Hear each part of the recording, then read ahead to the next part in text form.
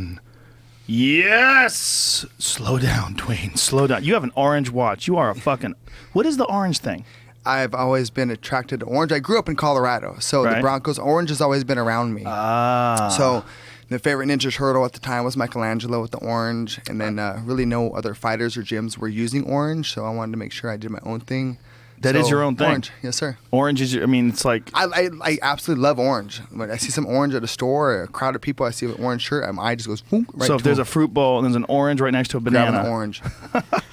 Grab the orange. DJ, what is it like being around this guy? Oh, it's intense, man. I love it. You know, life's full of energy. You know, you can't be calm around him because he's got enough energy for both of us, you know? Yeah, no, he's a madman. We worked out today, and he's in the middle of, like, training. He just gets excited and starts hitting his pads together. Yes. I love it. I don't ever have to do road work because of this guy, you know? I mean, we hit mitts for so long and so hard that I'm in too good a shape already, you know? That's interesting. Like, all the footwork drills and everything, I never really thought of that. Like, you probably don't have to do road work. It'd be too much. I do too much training as it is. If I started doing road work, I think I'd overtrain myself.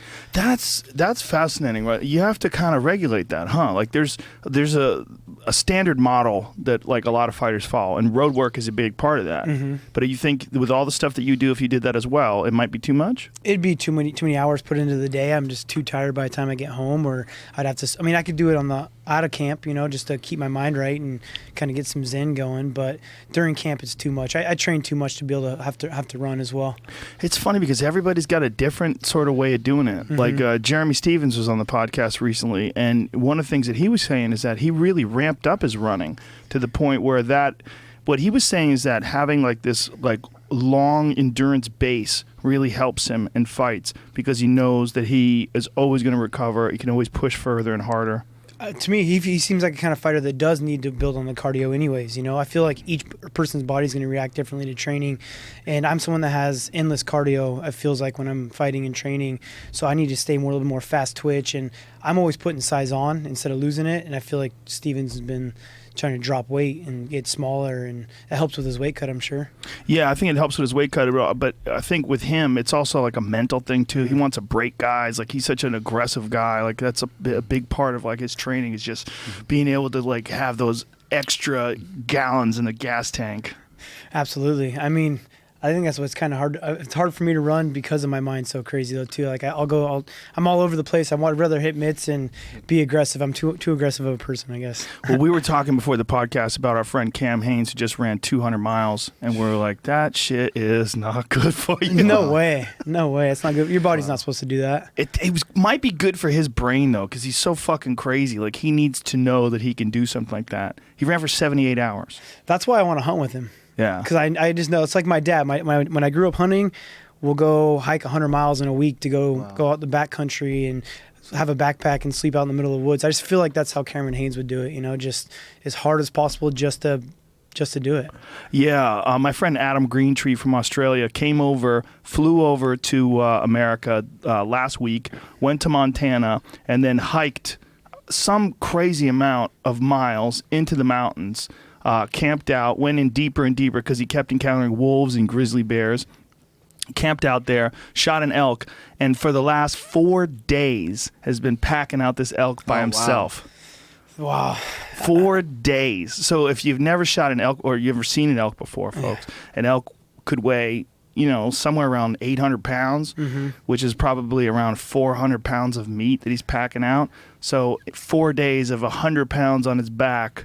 Well, you're hiking, you can't carry it all out. You got to quarter it out. So not only say you hike 5 miles with something on your back, you got to go back and get the rest of the elk to hike that 5 miles again. So you're hiking the same trail, 2, 3, 4 times, depending on how big the elk is, when you quarter it out. Yeah, and I'm pretty sure he said he hiked 12 hours. Wow. So that could easily be, who knows how many miles. At high altitude, I'd imagine. Yeah. Oh, that's right. Another piece of the puzzle. So he's got 100 pounds on his back for 10 hours, 12 hours a day for 4 days in a row. Yeah. That's a ninja. That's a workout. I feel like there's nothing better than that. It's so primal.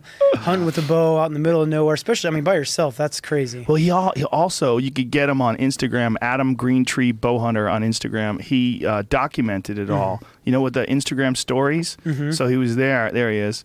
And a dude met him up there, a friend of his, hiked through the night to come and meet him up there and help him, I think, on the 3rd or 4th day. But he's got all these videos of him up there in the mountains. Oh, that's an awesome picture. Wow. Yeah, it's just so cool because, I mean, he's just out there surviving. Look at this. We're looking right now for folks at home listening. We're looking at this tent that's covered in snow. The ground's covered in snow. And this is where he's been living for the past week. I mean, that is the high country. Because when you're on public land, most countries don't, or most countries don't have the same sort of public land setup that we have in the United States, where you can just go hike into the mountains and camp out in these national forests. And so he took advantage of all that, and he's up there. Oh, where's he from? Savage. Australia. Oh, okay. That's right. Yeah, all you have to do is come to Montana. You buy a tag. I think a tag for an elk is $1,000, and he's up there with a pistol because there's bears up there. So his kill site, a bear came in on his kill site when he came back. Yeah, there was a grizzly there, and there's a lot of grizzlies in Montana. Mendez was just up in Alaska and got an awesome moose, and his story is pretty cool too. He got a real big moose, and then over the night in camp, a grizzly bear came in and tried to take his moose off and took a big chunk out of its neck. And, oh, Jesus. Yeah, so his whole story of what he's got going up there is pretty cool. He went on an awesome hunting trip. Oh, wow, look at that thing. Wow. Good Lord. Yeah. So we're looking at Chad Mendez's. It says a 63-inch do-it-yourself Alaska moose hunt is now live on his YouTube channel. 63 inches is the width of the horns, which is just insane. Oh, wow. That is an enormous animal. So if an elk is 800 pounds, that's probably like 1,500, 1,600 pounds. Yeah. That's an enormous animal. Yeah, And he's delicious. doing guided hunts, right? Yeah. Chad? Nice. He guides people. That's awesome. That's his passion. Yeah, that's what he wants to transition to after he's done fighting. He should. I mean, that's where his passion's at, and he's obviously extremely good at it. So, no reason not to. That's cool. Well, here's a question. He got popped for some supplement thing, like one of the, and a lot of people are getting popped for tainted supplements. If you buy things in the store, there's a lot of supplements that you get like at any nutrition store that have all these like, if they're not steroids, they're peptides. They're all these things that sort of make your body produce more hormones that are illegal by USADA. And he got caught for that stuff, apparently. Is that what he got caught for? Yeah. But they proved that it was a supplement. Oh, really? Yeah. Oh, cool. I haven't really asked him too much about it. It's a bummer. Yeah. That's good. At this level, you have to be mindful of what you're taking into the body. So, especially with the new guidelines. So, it's just part of following the rules. You can't go in the cage and eye poke somebody and be like, oh, I didn't know. Now there's so much going on with the supplements. Now you have to make sure you put in the research and the investigation. Put the right stuff in your body. Eye poking. Did you see that picture of Travis Brown's finger knuckle deep into Fabricio Verdum's eyeball? He didn't even say anything in the fight, right? Did Verdum? I don't remember seeing Verdum call hold or anything on that. I don't remember. But I did see that jump side kick in the beginning. I see his front kick at the end on his trainer. Like that was crazy. That was a cool. That fight right there was cool. Was a cool fight. Well, it was a bummer to me to see Travis fight like that, because I remember Travis earlier in his career was just look at that picture. That is creepy. Fucking insane. That's creepy. Esther Lynn from All Elbows on Instagram put this picture up. And she's an MMA photographer. She takes awesome pictures. That's an awesome picture. And this is insane. I mean, it is literally knuckle deep in his eyeball. It's hard to look at, man. It's my God. Second knuckle though, too, right? His middle knuckle. It's like his finger has disappeared in the eyeball. I don't remember him stopping or saying eye poke or anything. I don't remember either. He was focused. But there was a bad one earlier in the night with Jimmy Rivera and Uriah. Yeah. That was a bad one. And Jimmy Rivera, after the fight, said he couldn't see. He said still couldn't see. It's like he said he couldn't tell what color things were out of his right eye.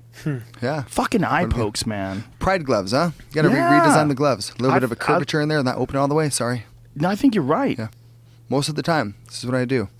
I obsess about martial arts and making things better. Someone's got to do something, because the way things are going, so many guys are getting eye gouged, so many guys are getting damaged eyeballs. It's not worth it, man. And it seems like we're waiting for something terrible to happen. Like look at Michael Bisping. Yeah. I don't know if Bisping's came from a kick though. I feel like it might have come from Vitor's kick. Was it that, or was it in practice? I don't know. Do you think it was in practice? I think he detached his retina a couple times, so I think that's why it is the way it is now. I think he's heard it multiple times, and it was kind of where, because it's not completely fixed. I think they fixed it enough to where he can fight, and then when he's done fighting, they'll probably fix his eye completely. Is what it seems like. Well, what they did is they stuck oil in his eye. I don't understand it, but one of his eyeballs apparently has oil in it that's protecting the retina, so that's why one of his eyeballs is black. Like, I was wondering what was going on with his eyes. That's why. Huh? Yeah, one is black and one is his original eye color, which I'm not sure what it is, but it's very strange looking. But it's just, he's a fucking savage. I mean, he didn't even consider retiring. He's like, yeah, stick some oil in there. Let's get going. Nice. Whatever I can do, put an eye patch on. Let's do this. Got to get back to the gym, mate. He does push it. That guy comes to fight He's each and every time. He's a fucking animal. Yes, sir. Michael Bisping is the middleweight champion of the world, and who saw that coming? He did. Yeah. He did. Yeah, I seen that opening in Luke Rockhold's Instagram videos leading up to the fight. I seen the same thing his trainer saw. Really? Yeah, he was leaning it back. He was telling me weeks before the fight that things he was doing while he's hitting mitts, dropping his right hand all the time with his left cross and kind of leaning back and kind of shoulder rolling and whatnot. And Duane called it out a couple weeks before the fight that he saw openings. He didn't say he was going to get knocked out with it, but he saw some openings there. Openings there. I mean, it's pretty simple. You can see where the openings are on that one for sure. And I remember after Bisping caught him and his trainer pointed at him, and I'm not quite sure what he said. Left hook. But he was for sure saying, like, see, I told you. Like, that was it. So Jason that's cool. Perillo's very Jason Perillo, good. yes. Yeah, he's a good boxing coach. He understands the game. I got respect for that guy. But it's cool to see something you've trained multiple times come out and actually work, and then win the fight, and then the title fight.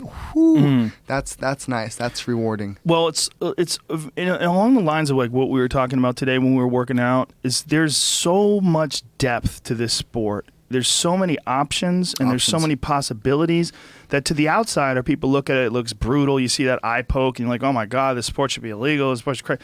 But to a person who really understands it and watches it and appreciates it, it's like it's like this crazy language that you have to learn with all these different words and all these different ways of putting together sentences. And I like to use the language analogy because, like, if you're talking to someone and they only know a few words and they want to yell at you, but you're like some Sam Harris type dude who can just has nice. incredible language and you're just so eloquent, you spin them up like a web and they don't know what the fuck to say. Yeah. And that also happens in a fight. When a guy has a very simple, like real obvious game, he does a couple of things and he does it well, as long as you engage him in that same sort of simple, obvious way, he's got a chance. But when you overflood him, like Duane was showing me this Switch series that he works on, which is really amazing, really, really interesting stuff. Thank you, sir. But one of the things that I noticed is while you were demonstrated to me, because it's so unusual, it forced my brain to hiccup for a second and go, oh, okay. And if that happens in a fight, you're Fucksville, right? Yeah. Oh, yeah, 100%. Those little hiccups, right? Those little moments where your brain is overloaded because it's got to think instead of just react because you're doing something unique. If you're thinking inside the octagon, you're going to get caught, you're going to be in trouble.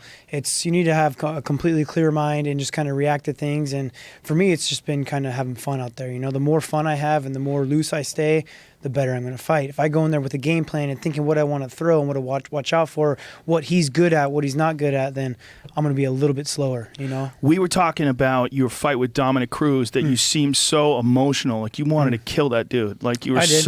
Yeah, I mean, I definitely wanted to kill him, It was so it was obvious. You were head hunting as opposed to, like, one of the things that I really enjoyed about your first and your second fight with Renan Barão, but your first fight with Renan Barão was like, here you are, fighting for the title, and you look like you're in a sparring session. Yeah. You were just so loose, like right away. You could there's nothing of tension to what you were doing. Everything was like flowing. And I was like, look how well he's responding to the pressure. You were having a great time out there. Yeah, exactly.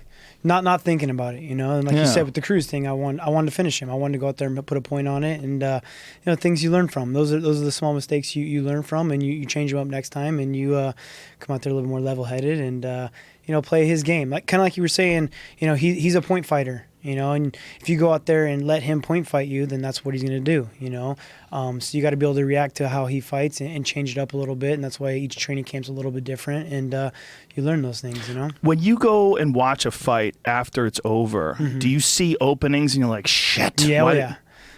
That's called regret. I still have this, but sorry. Yeah, well, 100%. You'll see it, and I'll start sweating because I'm getting mad that I didn't do something correctly. Like in the end of the first round, I was watching the fight against Cruz, and I had a double leg locked up so deep, and I just didn't finish it, and that could have changed the entire fight. Just one takedown in the first round.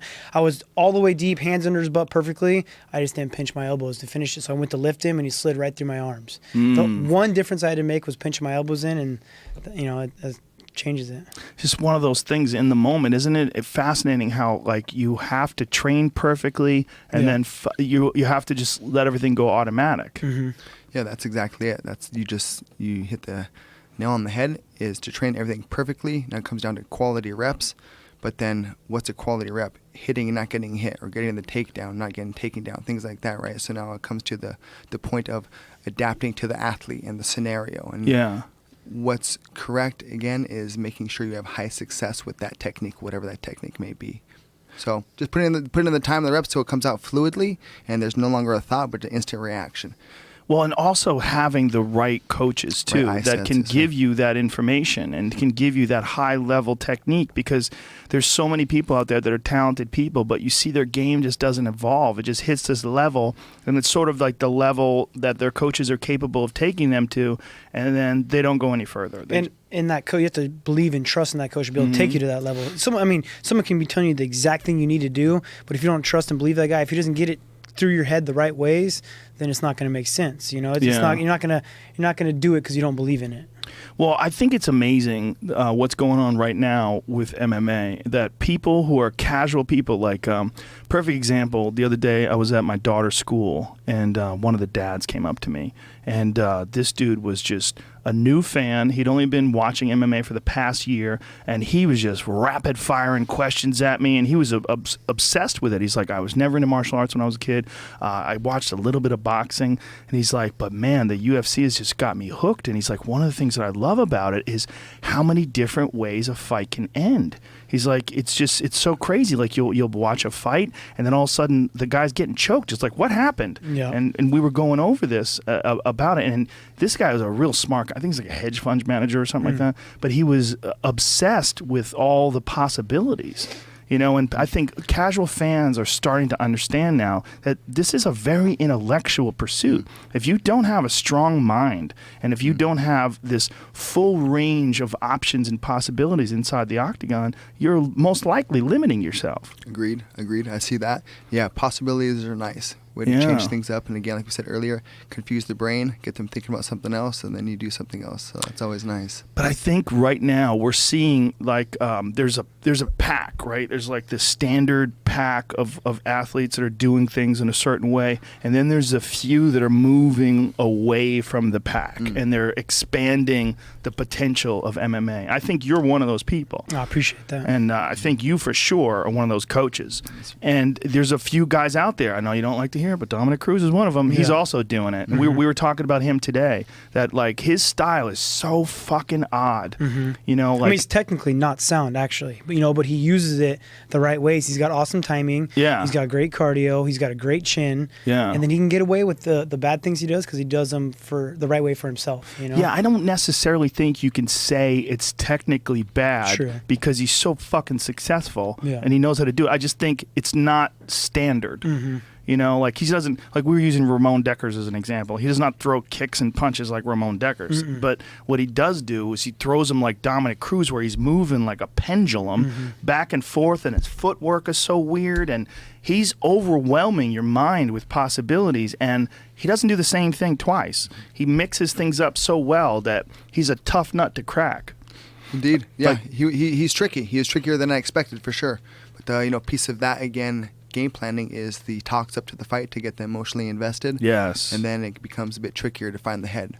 Right. So that's the goal. When you were leading up to the fight, he was talking so much shit, and you could tell that you were getting so upset. But that is a big factor in fights, right? Because fights are so emotional. Because it's one of the only sports in the world where your health is on the line, like literally. Like this, the option. It's not like you might get in a car accident when you're racing cars. That's a possibility.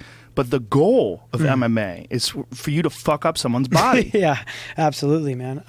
The thing with him, too, that pisses you off so much is that he'll attack anything and just talk about something that doesn't even make sense just to talk, and talk louder and faster and not give you a chance to talk. It's like high school girls just bickering at each other. Yeah. I think that's what pisses you off the most, because he's not even actually making a great point. He's just making it louder. Well, he's very articulate. Yeah. He's a good analyst because of that. He does good at that. Agreed. Yeah, so another technique. If you get a chance to fight him again for the title, yeah, I better. which you're in line, right? Obviously. Mm-hmm. Well, you lost a very close decision to him, and then you beat Rafael and Sunsao, which, in my opinion, was we were talking about this today, was an excellent example of how far you progressed, because you guys had a really tough fight the first time you fought. It was a close fight.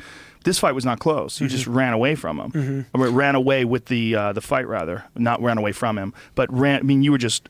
It was a clear victory. It was like you were so much more technical. There were so many more options you were presenting to him, and he was basically the same fighter that he was back then. Maybe slightly better, but you're a way better fighter. I appreciate it, man. We've worked hard. We've worked long hours. Worked really hard.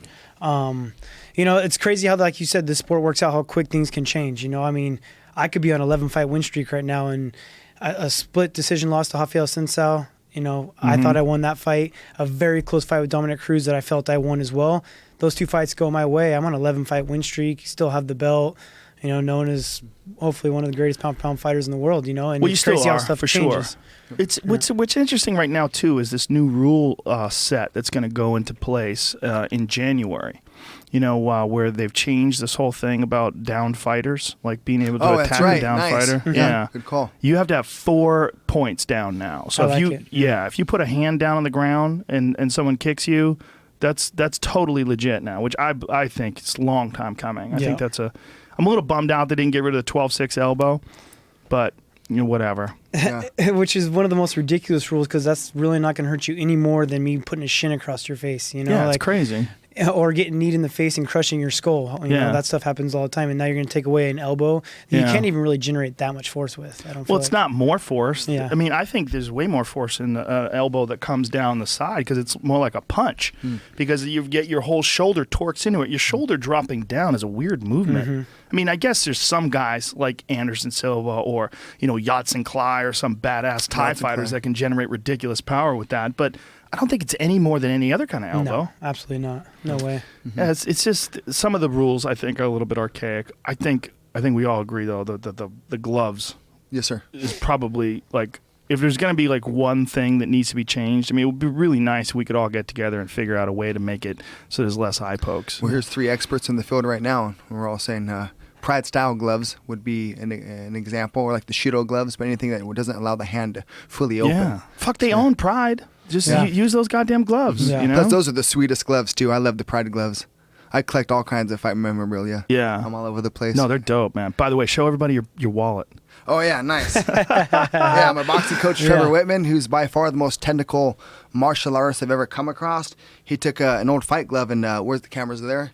Made me a wallet out of a fight glove. Well, have you seen that yet? Yeah, I saw it on Instagram. That is so dope. It's soft. It's nice. He makes all my my punch mitts, my tie pads, my belly shield, my leg kick pads, my kick shield. I'm super impressed. I was always impressed with Trevor as a coach. Let me get a picture of that. Sir. I'm gonna put that shit on Instagram. He's just a ninja.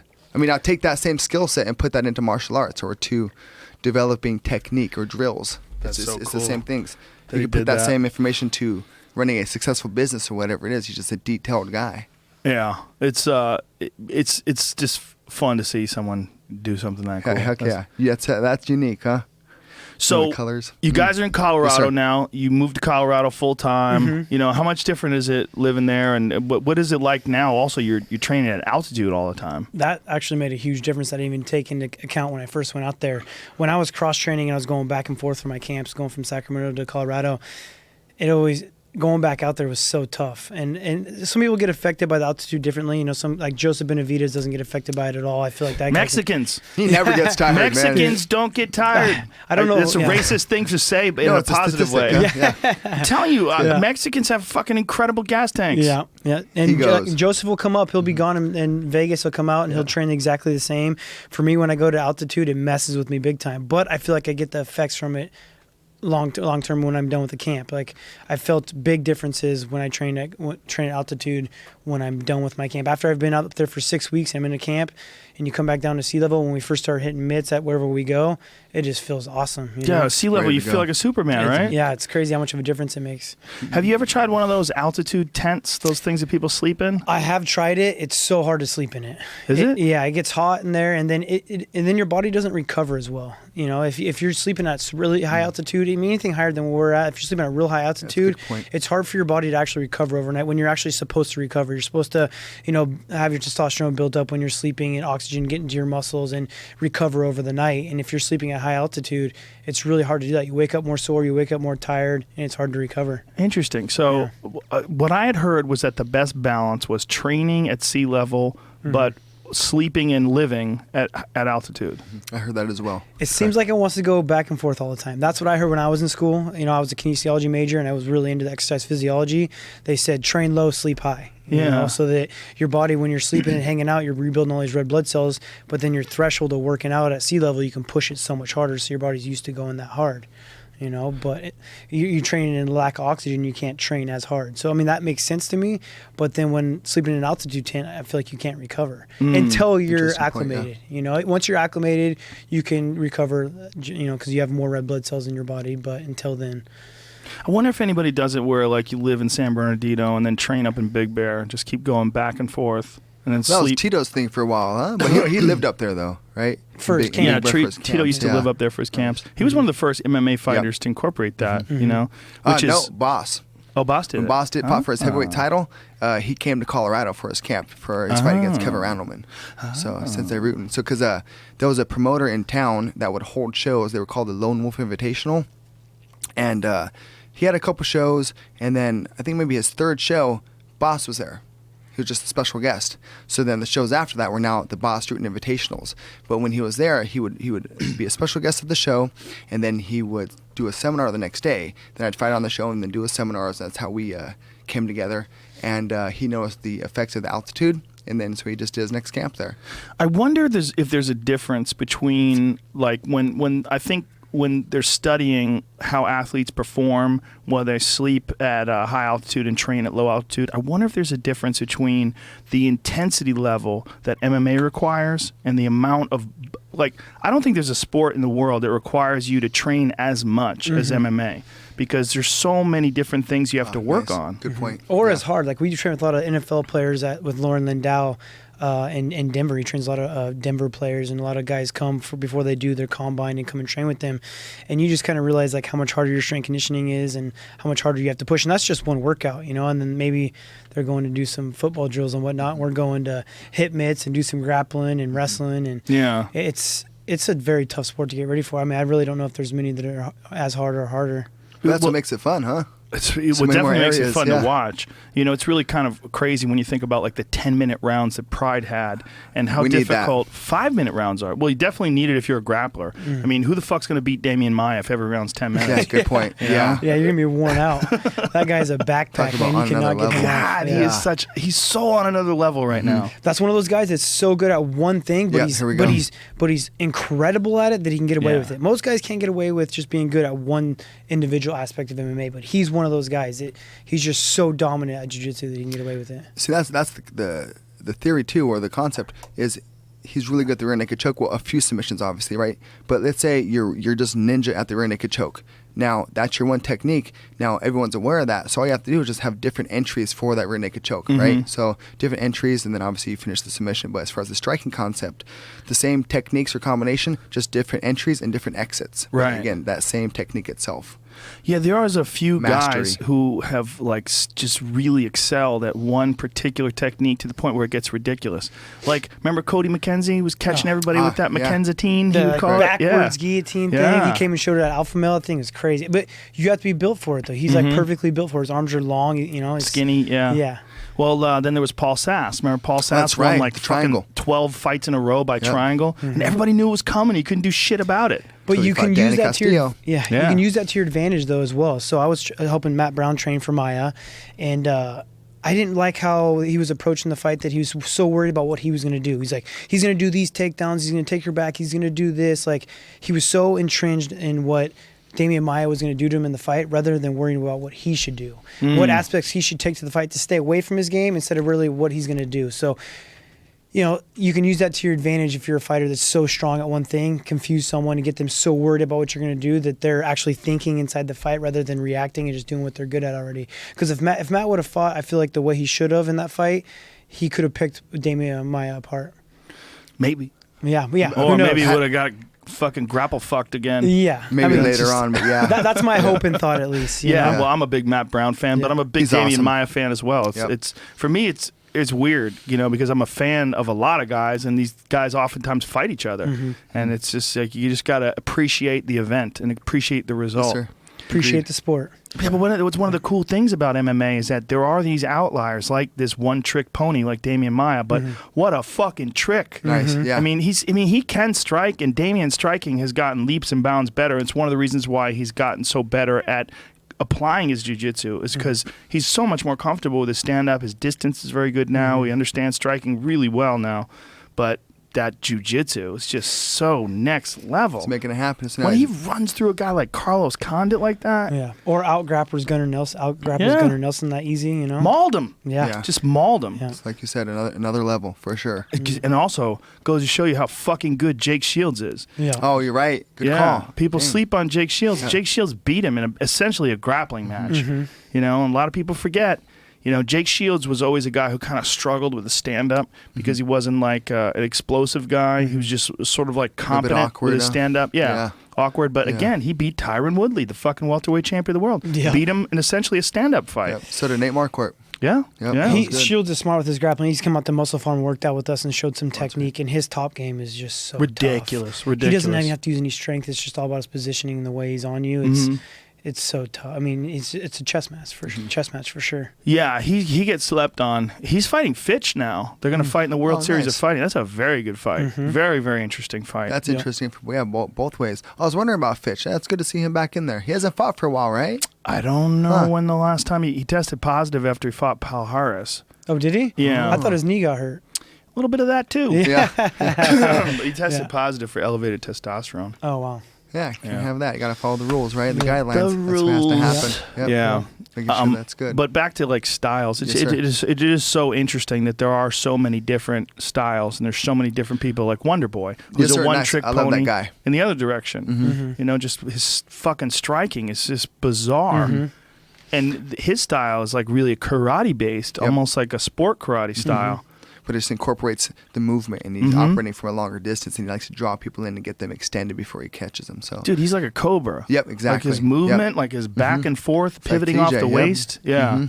But he does another thing that fucks with people is that front leg. Yeah, his front leg is so nasty. Like when he fought Hendricks, he hit him with a front leg side to the body, and you could see Hendricks got like stuck by it. It was a hard shot, and he like kind of acknowledged it, and then he got roundhouse kicked in the face with the same foot like right away. Quack!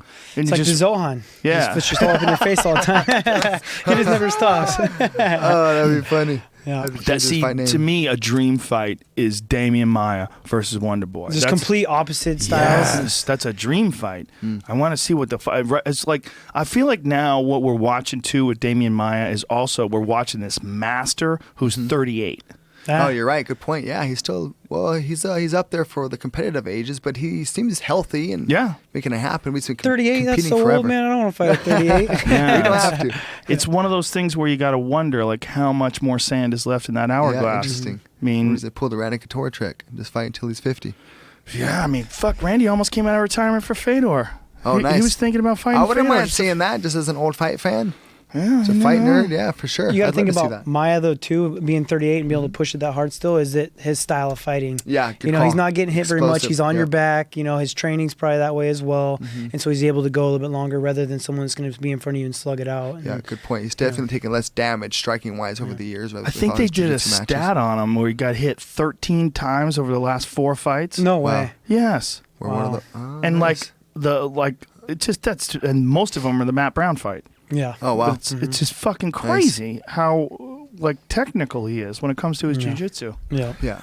That's why you don't play jiu-jitsu, right? So we got to punch him in the face while he kicks like Nate Marquardt did. Yeah, well, Nate caught him early in his career too, though, before he really understood the stand-up game. Yeah. Yeah, people sleep on Nate Marquardt too, man. People forget how goddamn good Nate, especially in his prime. Yes, sir. And you watch that Tyron Woodley fight when he fought him in Strikeforce. He looked really good then. That combination that he hit him with was like fucking a video game. Yeah, yep.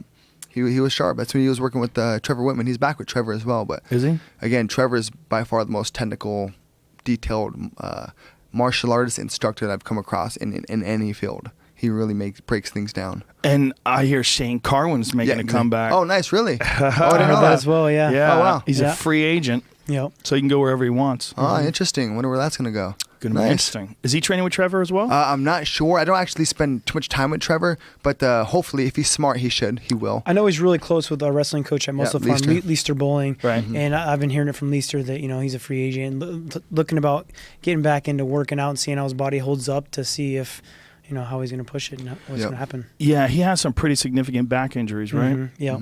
It was his neck, right? I think his back and his neck, I believe. Yeah. But, you got to think, that guy played football at a high level for a long time. Yeah. All that crashing, big dudes smashing into each other. Those guys are freaking natures, man. I can't. That's so crazy to be able to be that big and that fast. 230 pounds just running into somebody who's standing there. It's not good for you. Yeah, definitely not good for you. You want to stay healthy, that's for sure. Yeah. Because it goes back to keeping those same rules in line when you're training. The goal of the training is to get better, right? Not to hurt each other. So just making sure you're taking care of your partner and using this time to improve and get better. The better I get, the better you get, and so on. Yeah, and if you can get a good camp like that where everybody has their ego in check and you all grow together, nice. That's massive. Good point. Yeah. No egos. There to learn and get better overall. That's something that I've had to obviously work on too, because I'm so competitive and I want to be the best all the time. Even in the gym, no matter what, I'm pushing. I want to train harder than you. I want to be better than you. And so that's something that me and Duane have had to work with, and I've always had to work on it. I just gotta stay controlled. Control the fire. Yeah. How do you control yourself when it comes to the amount of work you do? Do you monitor your heart rate? Do you check do you have any sort of markers that you check to make sure that you're not overtrained? I know a lot of guys do it off their heart rate, and it's a good way to do it. Mine's just kind of off a feel for the most. So how am I waking up in the morning and how am I feeling? Am I eager to go train? Am I eager to still feeling like I'm the best in the world? That's kind of my body lets me know mentally of what I should be doing, what I shouldn't. It's taken a while to learn that. I wish I would have known this during wrestling, because I believe I messed up my wrestling career in college by just pushing too hard for too long and redlining my body. So it's all just off a feel now. And I kind of lay out my whole camp that way. I know what days I'm going to do 3 practices, what day I'm going to do 1, and just kind of go off a feel. If I need to rest the whole weekend or just rest Sunday, it's all off of just my energy levels and how much I'm willing to do. Do you have a nutritionist that works with you? I do. They're Perfecting Athletes. I'm actually teaming up with them now too, and we're doing programs for little kids and for wrestlers as well, because the wrestling world does not know enough. They've cut weight for the longest amount of time, but they just do it the wrong ways. Mm-hmm. But yeah, Perfecting Athletes has helped me out a lot with my career, and they actually have been able to boost my hormones with the way I eat, and that's how so? So my nutritionist Michelle, she used to be a fertility doctor. She's real holistic. She's into acupuncture and doing all that. And the foods that they're feeding you are the right things for your endocrine system and boosting your testosterone and making you just a healthier human being. If you eat and live healthier, your body's going to produce more testosterone and live the right way. And that's what they've done with me. What I've heard is that more fats, eating more fats, good fats. And I've seen it in a lot of different athletes, especially athletes that start following ketogenic diets. That ramps up their hormone production, because fats are a precursor for hormones. So a lot of coconut oil, a lot of avocados, saturated fats from healthy meats, especially grass-fed meat. I feel like you can't get enough of it. If you're working out as much as I am during camp, or even just working out all the time, you can't get more. The good fats are one of the best things for you. Yeah, that's the other thing to take into consideration when people talk about athletes and people talk about people that exercise and are fit and want to follow a healthy diet. There's such a different caloric requirement for someone like you who's training. What do you train, 2 or 3 times a day? Yeah, 2 or 3, just to switch it up. Sometimes I'll do one hard one. Just depends where I'm at. But yeah, I'd say on average 3 times a day. So your body's just a blast furnace. It's hard for me to hold on to weight. I got to try as hard as I can to keep my weight up. So when I'm out of season, right now, I'm trying to lift heavy and stay as big as I can. And then when I get into camp, change it up. I'm doing a lot of hypertrophy right now, a lot of hypertrophy training. I'll get closer to camp, I'll start doing more strength training, and then when I get in camp, closer to my fight, I'm doing more power training. So when you say hypertrophy, what kind of training? Like deadlifts? What kind of stuff? Yeah, obviously I'll do deadlifts and stuff, but it all depends on the reps you're doing, really, and how much weight you're going to do. So if I want some hypertrophy, I find a weight that's hard for me to do 10 to 12 times. That's what's going to make my muscles build the most, higher reps and start building size. And then when I want to get strength, I'm going to start doing less reps, around 6, and that's hard to do at 6, and then that's when I'm going to start building more strength. Power is 3 quick, hard, explosive, deadlifts and cleans and stuff and then like that. big breaks in between sets. Yeah, all depends on the breaks as well too. Yeah. Mm-hmm. So when you're getting down to 145 or 135 rather, how difficult is that for you? Like, what are you walking around at? During camp, I'm walking around like 150. I usually show up 5 days before my fight at 152. I usually train what I'm going to fight at. So I walk into the cage 150, 153 probably. I'm training like that my whole entire camp. 5 days before the fight, I'm weighing 150, and then I just lose it all with water weight. So that's not that much. Not at 15 all. pounds. Yeah. Like, and it seems like a lot to people listening probably, but we know guys who are losing 25, 30.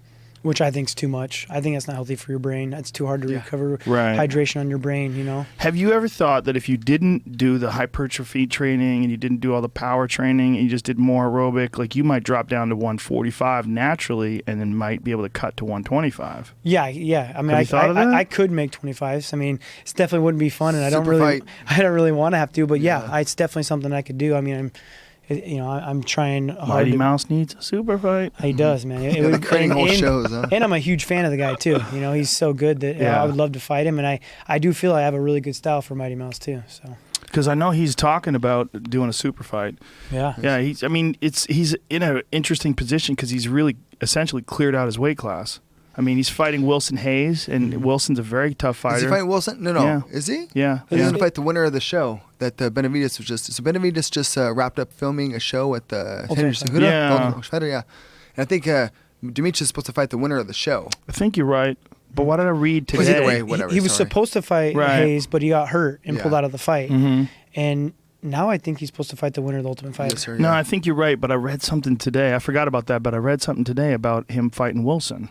So maybe it was just an older article or something like that, or maybe it was confused. Yeah, possibly. But my point is, even if he fights the winner of the show, good luck to those guys. Yeah. Good luck. You're fighting a fucking human buzzsaw. Yeah, he's on another level again. Endless cardio, punching from all angles. Yeah, he's good, man. And he's, in my opinion, one of the best examples, or the best example ever, of a guy who has so many possibilities. Right. His language, the language of fighting, his language has the richest vocabulary of any fighter. I mean, the way he fucked Cejudo up in the clinch with those knees to the body, like, who does it better than that?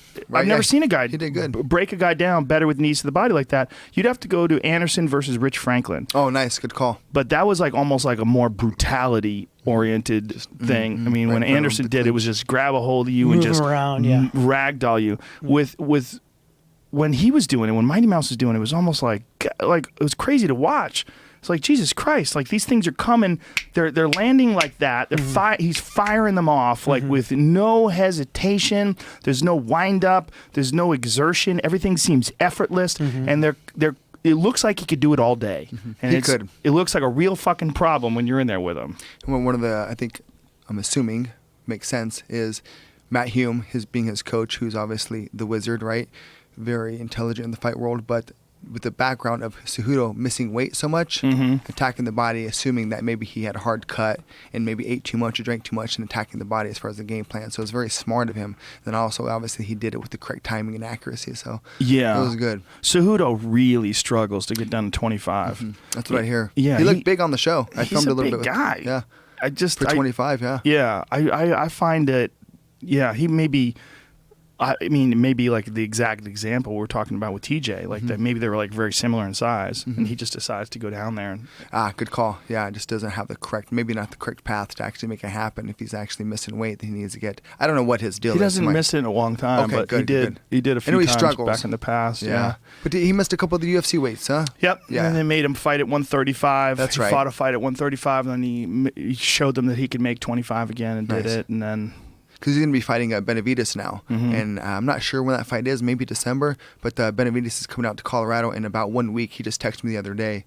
He actually bought a condo in Colorado, so he's going to be training with us full-time until the fight, and that's going to be good. Benavidez is a very creative martial artist. We and him, when we train, we flow. We create a whole bunch of new rhythms and paths and patterns. It's good. I love it as a martial artist, finding the next level of the game. It happens a lot with him, also with TJ. It's fun to work with that level of athlete, just to play with the game itself, of overall expanding the level of martial arts. That's where I'm fascinated by what's the next level, where are we at, what can we create. Yeah. Benavidez is also one of those guys that if you saw him like in a silhouette, if you couldn't see who he was, if you couldn't see any detail, but you saw him move around, you would know it was him. Yeah. Like even the way he holds his hand. Yeah. The way he holds his hands, like everything. He's got a very distinct He's unique. Oh, he's one of my favorite people in the world, man. He's awesome. I love that dude. Yeah. He's such a character, man. He is. He's Yeah, a he little really ninja. is. Talk about spinning kicks and stuff. Mhm. He's got him. He's such a good dude. Yeah. He is really good. What do you got here for notes, dude? What's going on? Just for me to slow down and make sure I take my time. And yeah, that's my main thing. Slow down and think. I get so wrapped up and just put myself into fight mode when I talk. And I just got to make sure I'm being calm and being collective and making sure I'm getting the points and the messages across with what I'm doing. Because now, obviously, on the podcast, this podcast has helped change my life over the years. And I'm sure you get this all the time, but you literally help change people's lives for the better. And I thank you for that. And thank you for having me on. And the exposure for us, it's badass. But to use this time properly to help influence others and not to try to tear anybody's name down, but to help uplift and inspire and help people become better human beings. That's what I feel my message is on this earth, is to help people become better. And my vehicle, my tool is martial arts. So I love it. Whether it's general fitness or training the highest level ninjas to compete for the belt, it's my service back to the world to help make sure we're all together. Well, it's interesting to see you really flourish as a coach, too, because very few fighters That's why I'm have here. taken to it the way you have, where not only were you a very good fighter, an excellent fighter, but you've surpassed that as a coach. I think so. Yes, sir. That's really rare. I feel that. I agree with that. I appreciate that.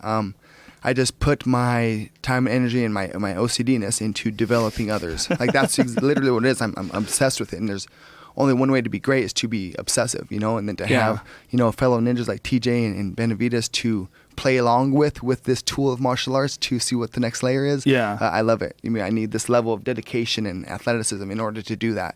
So because of them, I'm at the level that I'm at. So it's a win-win, like every relationship should be. Read the note, slow down. Like every relationship should be. It should be a win-win, not a one-sided path. So, not long ago, TJ asked me why I'm always so hyper and excited and loving life. It's because his goals are my goals. Like one of my dreams is to see him with the belt again. Like that's something that I obsess of, is to make sure he's wearing the belt, that it's in its proper place. So, and same thing for Benavidez. I would absolutely love to have Benavidez be wearing the belt. So, for me to help others become better brings me a lot of joy, and I love that. Isn't it funny that passion and that intensity and focus has a negative connotation? People call it OCD. Yeah. Like we're weird with I'm our obsessive. definitions. Yeah. It works for me. But what do you mean? But why is that like necessarily negative? You know? It's not. Yeah. For me, because I have so many things going on. There's so many other elements throughout the world with my wife, my family, my business. I'm lucky and I'm blessed that everything in my circle, my bubble, works with each other well. Because I take my kids to go and train. My wife goes and trains. People ask me this quite a bit. Are you going to have your kids fight? No. I'm not going to have them fight. If they choose to, I will support their path, whatever that is, whatever their passions are, I will support that. But they do have to train because they look at it as a form of insurance. I'm not always going to be around to protect them. And I want to make sure that they can handle potential confrontations if they need to, by either talking about it, trying to diffuse the situation, or if it does come to a physical confrontation, they can handle themselves properly. But just being healthy and happy and confident with your walk and your talk and be able to help other people, that's what I make it sure it's mandatory that my kids do train martial arts, and my wife as well. El Guapo just texted me. Yeah, Sensei. He's here. He's the man. Carter's definitely going to fight. Yeah, boss. Yeah, little boss. So I have my daughter Jade, my little boy Duane Bang Ludwig, and then my third child is Carter Boss Ludwig, but we all refer to him as Boss. Well, little boss. He's the man. So Sensei Rutten's my main, my most influential martial artist to make an impact on me, and he's changed my life with what he's done for me, his care and his passion in my martial art journey. And then he's the first guy to take combinations and put them into one code. Oh, Sensei, shit. Yokoso. Ladies and gentlemen, the great Bas Rutten is here. Bas Rutten, ladies and gentlemen, former UFC Heavyweight Champion, one of the baddest men that ever lived. My brother. Oh, good to see you. Thank you for coming. Have a seat. So, brother. Good to see you. Long time no see. Yeah. I know Carter's gonna fight just because how aggressive he is. I remember the first time ever going to Dwayne's house and watching his little two-year-old pride stomp his dog. He knows what a pride stomp is. We And have his pride big stomping pit bulls. the dog. Yeah, we have big, huge pit bulls. Yeah. So one of them was. So That's she doesn't a dangerous move, a 2-year-old kid stomping a pit bull. Yeah, but Yeah. that's what people have the misconception of pit bulls being bad dogs, but they were known in the past as nanny dogs. My kids can actually physically rough up my pit bulls, and they don't care. They're big enough, they're strong enough, they're composed enough, and they're females. So they're just about it. The females, that does definitely help. So that helps for sure. Yeah. Tell them the story that you pretty much went naked and had to. I heard from your wife yesterday. Okay, the pit bulls separating the pit bulls. So the 2 dogs. Do you have 2 females? We have 2 females. Ooh, yes, that's sir. not good. Yeah. So the story would prove your point correct. I'm about to hop in the shower, and my wife tells me the dogs are fighting out back. So I grab my towel, I wrap it on, I run outside to separate the dogs because they'll fight because there's the neighbor's dog barks, and they'll bark at that, and then they'll bark at each other, and then they start arguing and fighting, right? So anyways, I run outside with my towel on to get the dogs, separate them. While I'm separating the dogs, the towel falls off, but I still have to separate the dogs, and the neighbor's behind me now. It's a show. Boom, and they have a get together. So nice. I'm in the back naked, just rolling with the dogs and separating them and making sure everything is good. Did anybody have their phone out? I'm not sure, but his wife winks at me now, and it's a little bit strange. It's good to be wanted. No, she doesn't. No, it's always nice to feel wanted. That's a savage scene. A dude separating his fighting pit bulls naked. It's funny now because my wife will flopping go, around. Sausage! Yeah, oh yeah, that would have been good, huh? Yeah. It's a joke now, so I'll say the dog's fighting and go rip my shirt off like I'm. But that was a good one. I had 2 females that fought to the death. Oh, that's right. I heard I that. came home as a dead dog in my living room. Damn. Not good. Yeah. How was the other dog? Was healthy or She was had some... fucked up. Ah. She was fucked up. I put her down after that. Dominick. She killed another dog too. She was crazy. Rescue dog. I got her a little too late. Both of mine are rescues. I got her when she was about 9-10 months old, and she'd already been indoctrinated into the world of violence. Oh, yeah, but see, as much as I travel and move around, I want the pit bulls there because no one's gonna break into my house with the pit bulls, and my wife having the gun and everything. So we're good. Or if they do, they're not gonna have a good night. That's a warning, guys. Yeah, yes, sir. Yeah, and females are like super protective. They both of them are. Yep, you're right. Yeah, they genuinely love our kids. Yeah, but females together, like they're like chicks together. Like try having 2 wives. Good luck with that shit. Well, they go both together to the restroom, right? That's what they do. They go together and stab each other. There's just something about females. 2 men they get together and one of them will decide, or 2 male dogs. One of them will decide, like, okay, that guy's the king, and I'll just fucking cower when he growls at me. Yes, sir. But females, they never decide who the alpha is. They just go, nah, that bitch got lucky last time. We're going again. We're going again right now. It's women. It's all the time with women. If you think about it, when my wife comes back she went out with other women. There's always stress, like, oh, so and so has cancer, so and so has this. With us, with guys, that never comes up, right? No. Do we ever go, oh, did you hear things. about him? No, we are like party, have a great time. So much sorrow.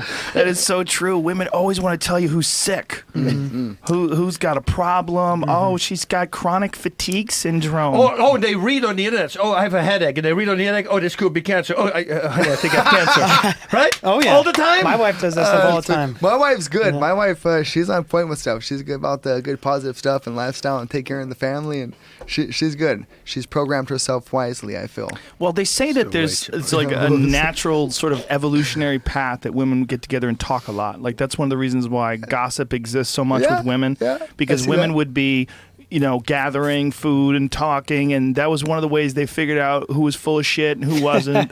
Whereas the men would be out hunting and they'd be like, "Shut the fuck up, man." Oh, interesting. Yeah. Interesting. Yeah, that's why Good men point. value. It's also why men they value quiet. Men who know when to be quiet. Nice. That's important, and also they don't value men who wear shiny shit and are really loud and have a lot of junk on and stuff like that, because those assholes would get in they would fuck up hunting parties. Interesting. I agree with that. I don't know see if it's that. right, but It makes that's sense. what I read. Makes sense to me. yeah. I believe in it. Yeah, but women are programmed to do more things simultaneously at the same Yes, time. sir. That's why they can really take care of the kids, but they can do anything. We don't. Right. We just have one focus, Yeah. and that's it. That's why with the military and women, I always think it's a dangerous thing. And the reason I'm saying a dangerous thing is because the natural inclination for a guy is to protect a woman. So if something happens, everybody wants to automatically, that's an instinct that's built into the guy to protect a woman, which could, of course, make a big trouble in the great. Right, I see what you're saying. Like, as opposed to treating them as an equal on the battlefield, they would protect them. Yeah. Well, maybe training will take that away. If they train like a guy, then they go, okay, that's going to be okay. My wife is down. She's I a don't little wanna break tomboyish. into the Yeah, house. she'll fight. She fought me. Yeah, she fights. Yeah. I'm afraid of her. Like I can't My wife is insult. Like gangster. if I like play too rough with the kids, like I'll see her looking at me, watching over across the gym. I'm like, oh shit, I gotta play nicer with them. You know, like she'll come and fuck me up, man. She's awesome. My wife's a keeper. Well, there's strange times because we're asking women to take on a lot of the traits and characteristics of men. You know, it's and some of them want to, and I understand that, but for some they feel like they're required to, and I don't necessarily know if that's what they want. You know, but I think society wants a woman to be a breadwinner. They want women to contribute and compete with men in the workplace in a lot of ways, and a lot of women want to do that too. Equality, yeah. Yeah, and then when you see that, and then when it comes to the military, it's very difficult to say, like, oh, women shouldn't be on the battlefield, because then all of a sudden you say, well, what are you, sexist? Right, you know, but you know, it's not traditionally a female Open option. Yeah. If that's the path you want to go, then go ahead. I'm going to be me, you be you. We'll have fun. Yeah, I get that. I mean, there's some women that I think would probably gravitate towards killing people. They'd probably think it would be a lot of fun. Well, if you're a feminist, then also when you see a spider, don't let us get rid of the spider. They all want to be power, and then there's some of them, you know, oh, no, I do everything myself. Ah, spider, we can't take the spider. I said, well, that's your job right now as well. If you want it, right? Yeah, I guess so.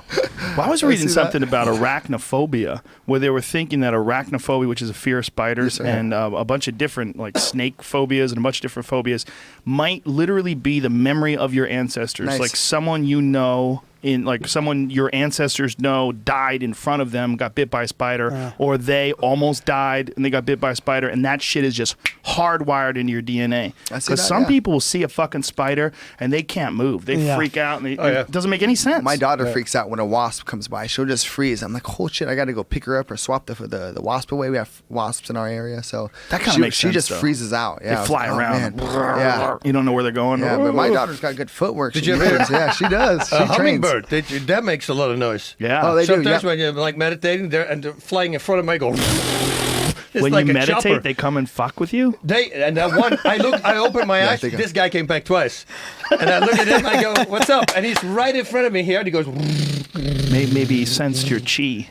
For sure he did. For sure Or he he's did. female. Maybe it was not a he. It's Sensei Bas. Is that Sensei Bas? Sorry, I shouldn't be laughing. El Guapo is meditating in the yard. we were just talking about Sensei before he arrived. As far as I like to go back to this, but again, he's the first one that I was aware of that actually did elevation training when he came to Colorado. So I already said that, but also with what he did is he took combinations and then chunked them together. Hence numbers like 4. If you say 4 in the Rutten system, it's jab, cross, hook, cross. So again, it's that same idea of taking the combination and chunking it together. Because if I would say jab, cross, hook, cross, that's a lot more time than me just saying 4. Right. And that concept is what it took to continue to develop the system, and just the idea to be able to communicate with TJ on the pads or in the cage with limited time, just calling simple commands or combinations so we can actually make sure that the fight's still taking place and not getting too sidetracked. You know who's got a really But it comes interesting from system is Mark Henry. Mark Henry, who trains Edson Barbosa, Frankie Edgar. He's a fantastic trainer, like one of the most underrated guys in the business. Rashad Evans told me that he will name combinations after his daughter, like Rashad's daughter, like certain things, and they changes them with every camp. Yep. With every camp, the names change, so no one's ever going to be able to pattern you. They never the other corners are not going to have any fucking idea what he's calling out. Mm-hmm. Yep, Tyson used to do that. Tyson. Yep, He used to change the numbers all the time. Because they would have a number system, but then every time he would change the number so nobody could pick up. Yep. Nice. I feel like we do too much shit. If you change, if you're gonna change shit up We're on me, always man, adding. I'll be so lost. Yeah. You know what I mean? We're Like, always adding. Like he's got a system. We do an online system. Yeah, we do his own academy, which he teaches, the basic stuff. I mean, we got a boss combo. We do, we got my combo, stuff like that. We'll put it online, but then we always switch shit up. So each camp, my combo might be different, but if he completely switched all of it up, I'd be lost. We already do too much as it is. I'd be lost. Yep. Yeah, we did the boss There's a combo layer. today. Nice. When you're trying to remember all these different things and put them all, like the Ramon Deckers was like The Deckers, yep. 50 shots in a row. You're like, That sounds like Deckers. yeah, it does. Connecting. The Deckers, like stuff like that, the Tyson and the Yes, Deckers, sir. those things kind of tie together. You're doing things you're supposed to do naturally anyways. Like, you're returning with the same punch and slipping and then rolling into the body and kicking inside and then kicking the head. Those are supposed to come together no matter what. He's just making it a combo. So once you stop stop thinking about the combo. You just naturally start to do it. You know? Right. Put in And the reps. With the Tyson, he's following the hooks up with coming to the body and then the uppercut. So it's kind of stuff that ties together, and it's a lot easier to remember it that Has way. to flow. Has to flow. Yeah. Natural Yeah, intuition. Bas, before you got here, we were talking about the level of MMA right now is so fascinating because there's so much depth and people are getting so much better and there's so many different styles and it just seems like such an exciting time right now for MMA. It is. It is really exciting. For me, the first big change that happened in MMA was that everybody now is in shape. Finally. Nice. You Good remember call. we had all these guys sir. running out of gas. I go, dude, that's like being a painter Mark and going Coleman. half a can of paint to a Right. job. You say, oh, I'll run out of paint. I'm sorry. It's the dumbest thing there is. Go run a hill. You Right. know what one guy one time told me? I said, yeah, but I'm a heavyweight. I said, Cain Velasquez. And he goes, yeah, but he trains really hard. Also, he's Mexican. And then I look at him, Go I go, back, yeah. are you kidding? Yeah. I said, you just gave the answer. Just Yeah. train really hard. Yeah. Nice. That's Yeah. the Yes, thing. sir. And Yeah. there's a science behind it now too. You know how to train, when to train that hard, and which ways to do it. How to how to make your body bigger if you need to, or faster if you need more endurance to train that way. So I mean, it's just like all these other sports. There is a it's science becoming to a it. real sport. You know? But to back up my Mexican theory, yeah, I talked to Crazy Bob Cook, and Crazy Bob Cook said Cain will take like a month off or 2 months still be off, good. get hurt, something like that, has to rest up an injury, not train, come back and outwork everybody. Yeah. it's so Benavidez. not fair, man. That's Because Benavidez that too. does not happen. We were to me. talking about Gilbert Melendez, another one, Yeah, you're fantastic right. cardio. A lot of Mexicans have crazy Yeah. fucking cardio, man. I always had good cardio. It's just it might just be Well, the it's mental. 'cause you A don't lot of calm. heart too. He Yeah. has a good cardio because he doesn't calm down. Yeah, I don't calm You know, down. I he'll- gotta- if he shows up here early for the podcast, he's out in the parking lot shadowboxing. You know what I mean? He's not. He's I not. gotta his- stay sharp, baby. scaring the You gotta neighbors. Keep get that belt back. He's We not got on stuff his to do. phone hanging out like Nope. most I'm watching people videos. waiting for whatever he's got to do to happen. He's always doing something, always crazy. That's it. But he goes 100%. The thing with Duane is when you hold focus, Mr. Typeheads for Duane, you cannot say, you cannot take a break for 5 seconds and say, listen, make sure that you do it. He goes, yeah, no, I got. He wants to keep going, Sorry. going hard the whole time. I said, guys, step back, do this different now, okay? And then just relax. Constantly, he's in my face. He wants to go 100% all the time. sir. He does that to me holding mitts. So on the other end of it, like I'll be hitting mitts, we'll be going for like an hour and a half. I'm just like, dead tired. So my feints and my footwork have gotten so good because how much he's in my face. Yeah. Like he'll come at me at nonstop, wanting me to throw combos, and I am so dead tired. I'll feint and move. You know what I mean? Yeah. Like, like give me some time. Let me breathe. You It's know? good. Yeah. It's for the overall good cause of developing your skill set in martial arts as a whole. So there's a purpose to it. We were talking about how interesting it's been how Duane has transitioned so well into becoming a trainer. Was that a challenge for you going from being a great fighter to being a great trainer? No, it wasn't. It's for me. It's always been like riding shotgun. It's or for instance, for that matter, we were talking about if a student fights, I'm more nervous than the student at that moment than I would be when I would fight for myself because then I'm in control. So, no. But sometimes it's difficult if you don't have the right student, right? If your student is Yeah. not responding, and It's very hard. It's once you have those, but a lot of them don't. A lot of these fighters don't listen to their corners.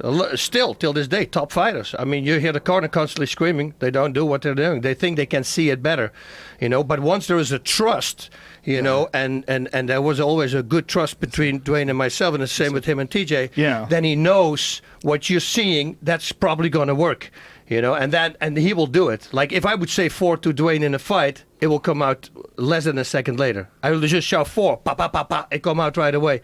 If you could enhance my voice when he's fighting, it's a video game. we need to get a bullhorn. Perfect listening. get a bullhorn. Yeah. The UFC should allow bullhorns. No, I did that. In Did the you? UFC, I brought a megaphone because Bas is I always thought on top everybody of was it. screaming, and they actually put it in the contract after that That you couldn't have were a not allowed megaphone? anymore. Watch my fight against Kosaki here. Short combinations. You hear like this loud voice. Because I figured in Japan they're quiet, Right. but here everybody's going to scream. I'm not going to hear them. So Avi Rubin, the old owner of the Beverly Hills Jiu-Jitsu Club, says, I'm going to bring a megaphone. They go, yeah, that's a good idea. That is a great Well, what idea. about just like a tube, like a roll of toilet paper or something Sure, like that? roll up a piece of paper, huh? Yeah. Yeah. Could that work? Well, I'll try it. Depends. One of those I got orange it. cones. Yeah, nice. Little I always chocolate do that cone. when I see them. I like those cones. The reason why I brought that up about training fighters is because there's an interesting parallel between you two guys, both great fighters, and then both wind up having great students. You having Duane as a student, and Duane now having TJ as a student, Lineage. and a bunch. Yeah, I mean, there's a lot to that. There is, but it's all connection, and that's with everything in life. Once there is a connection, that is people. If I don't care for him, if he's not a good guy, and that's with some fighters also. They come in, they just work out, they're gone again. They don't build a relationship, and once that happens, it hurts their fighting. I guarantee you that. Yeah, I'm sure. And for fighters, it's really a problem when you build a relationship with the wrong trainer, and then you got to leave that guy, and then, you have this tight bond with someone who doesn't really know enough. Yeah, that's a hard one. Yeah. I've seen that many times, and when they leave, people get super butthurt. It gets to be a real problem. Yeah, but if it's real, it's real. And that's what I always say. I say to my daughters, they say, what do I tell the guy? I said, just tell the truth. Can't go wrong with the truth. The guy, sorry. It's like on Inside MMA, I would say about a certified, that kick, that sucked, or this sucked. And they say, yeah, but what if we're going to get him on the show? I say, I'll say the same thing. And if he tells me that I'm wrong, he can't say, because it did suck. You just got to be honest. Yep. There's nothing you can do. Yeah, it doesn't mean they suck as a human being. No. It just means that in that moment, that was the wrong thing to do, or they didn't execute it properly, or Yeah, and then I have to be on point too, as far as a trainer with the fighters I'm coaching. If I got to make sure I'm calling the right commands at the right time as well, and that goes back to the relationship that you have and making sure you have that connection. When you also have to know your fighter's capabilities. Exactly. You have to when you have a great racehorse, everything becomes so much more interesting because you have all these options. And there's so much mental behind it too. Like Duane knows how to coach me too. Not everyone responds to negative energy. Some people respond to negative energy, right? Like Danny Castillo, you got to tell Danny Castillo, like, you're doing that like an idiot. Come on, he responds differently. Fix that, and he's like, okay, yeah, and he'll do it better. With me and Duane, it's a little more, got to pump the guy up maybe a little bit, tell him what he's doing right instead of what he's doing wrong. So you got to know how to coach each fighter, and once you build that relationship, like Bas is talking about, you don't let it go. Yes, sir. There's very few things that are as painful as listening to bad corner work. Yeah. Oh, that's fun. I had a guy went down to his liver in the corner, cross. I go, he just went, you don't want him to throw a right hand right now. Let him keep that here so the liver is protected. Yeah. And I go, that's an idiot. Exactly. Who does that? Point. Yeah, I see that. Did you watch the fights this weekend? Yeah, I did. What did you think about Stipe and Alistair? Man, that was crazy. That was so crazy. I mean, the 3 or 4 last punches he gave, they're on an inch. They're all exact at the same spot. He's got really good precision. Yeah, just stopped him. And he got hit hard. He waved it off. But then that guillotine, and we know 11 guillotines, I believe, that he had before. That's right. And tight ones. Yeah. He put me in at one time. I said, I want to feel it. I go, whoa, this is a really tight guillotine. But he got out. Yeah. He's a freak athlete. He really is. And he's a very likable guy. He's awesome. Yeah. Stipe is a good guy. Well, we were talking about his composure. Yes, sir. He's so composed. Like in Brazil when he fought Fabricio, when he was in a stare down, he's just dead-faced. He's got his own dead face. It's not like a Fedor dead face or Kane dead face. He's got his own dead face. But those guys, they can just stay completely calm, in that incredible environment of being there in Brazil, 45,000 plus people screaming for Fabricio Verdum, and he just shuts his lights out. That's one of the things. That's our main battle, right? Is being able to control ourselves, and he looks to have mastered that ability to control his own emotions and make sure he's directing the energy in the right path. So, Stipe, good job, grasshopper. He's a bad motherfucker. But it'd be interesting to see if someone got into his head the way like you and Dominic were going after each other, or the way Conor got into Aldo's head. Right. Like, yes. That was good point. That was a master class in fucking with someone's head. Absolutely. I mean, Conor took Aldo completely out of his element, where he was just so frazzled by the time they actually met each other inside the octagon. It was just.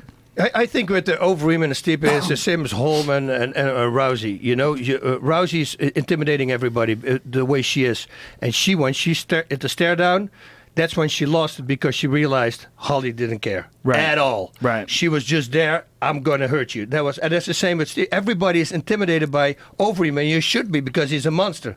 But I think Overeem could see in his face already, he's not intimidated. This guy has absolutely, and then when you fight a guy like that little voice starts playing in your mind when it gets bad, and that's why maybe we saw these crazy things of running away, which I say is a good thing, because I said the same thing against Conor McGregor. But for a big, huge heavyweight, it doesn't look good, and now you set yourself up more as a victim, because he's following you in, and that all is an input in your own brain, because now you start telling yourself, oh, I know everybody thinks I'm hurt, or that I'm afraid. Oh, am I afraid? There's the whole doubt thing that goes on in the mind. There's always these two voices, I say.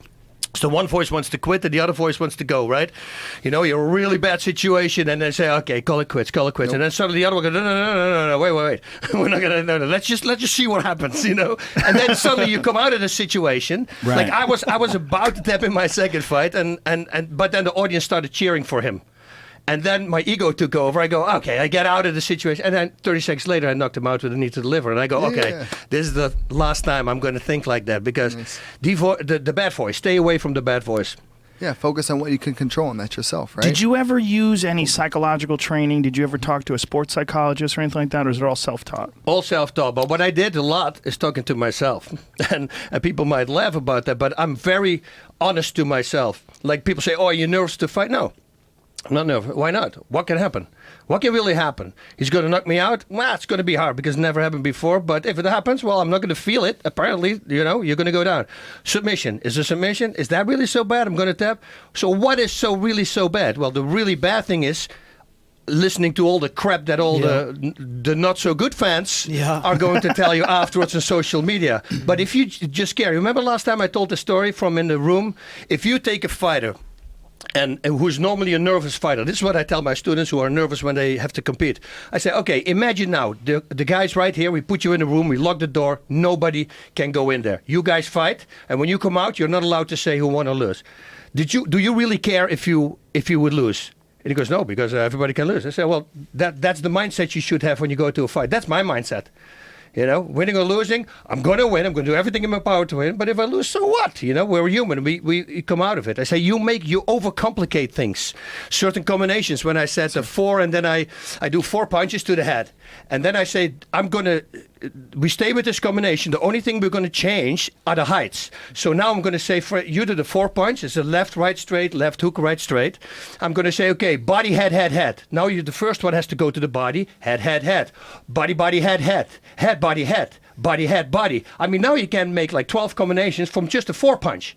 You know, but some people, when I tell it to my students, sometimes they overthink it. They go, oh no, I say no, just think body, head. Do the same combination, but they start thinking, oh, that's a liver shot. No, that's not liver shot, it's the body. Just, you know, keep it simple. And once you can keep it simple, it's much easier to do. Well, it's one of the things that we were talking about earlier was the amount of fighting that is mental. And the amount that is your attitude and how you feel about things and how you go into things and just your enthusiasm. Like Travis Brown, we were talking about Travis Brown, who earlier in his career was this fucking stone cold killer. I mean, he had all this crazy footwork. He'd throw a lot of kicks. And remember when he knocked out Stefan Struve with that Superman punch? Oh, that's right, yeah. God damn, he was so unpredictable and wild. I was like, this motherfucker's going to be the heavyweight champ. Yep. Like, just give him some time. And then he moved to Jackson's. He's training at a great camp. But he just doesn't seem, I mean, maybe there's a few losses in a row. Just doesn't seem to have that fire anymore. Did he lose when he was at Jackson's? He changed camps. Yes. Right? He started losing Yeah. after he changed camps. Most of the time, and that's what I tell people, like my stretch routine, and every time when I say this, they ask me, what is your stretch routine? I do the same stretch routine as I did 23 years ago when I started. Same routine. And the reason is, it never got me an injury. So if it's a winning combination, don't break it. And it's the same with your team. If it's a winning combination, do not break it. Once you break, how many fighters you see changing camp or firing a trainer or firing the manager or somebody who always helped them, and suddenly they start losing? You broke the spell or whatever you want to call it, the mystical thing that was going on. That was working. Don't break it. Why would you? Yeah, but it's so rare that you find the perfect person. Like if you're with Johnny McFuckstick in Columbus, Ohio, and he's a shitty coach, and you've been with him forever, and you got this some weird bond with him, and then Faraz Zahabi wants to train you, and you're like, God damn.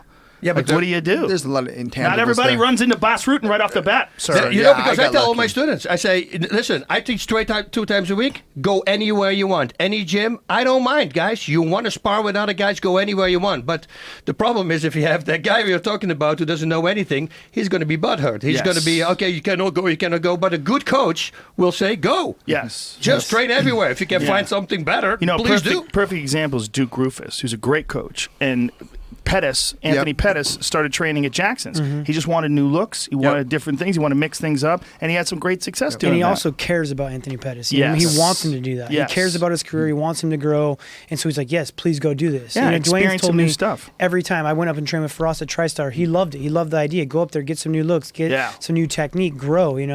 Those are real friends. Those are real people that care about you, and they want you to have the best thing in your life. I sent Duane to other camps, right? I mean, he went to Chuck's camp also. Yep. To train.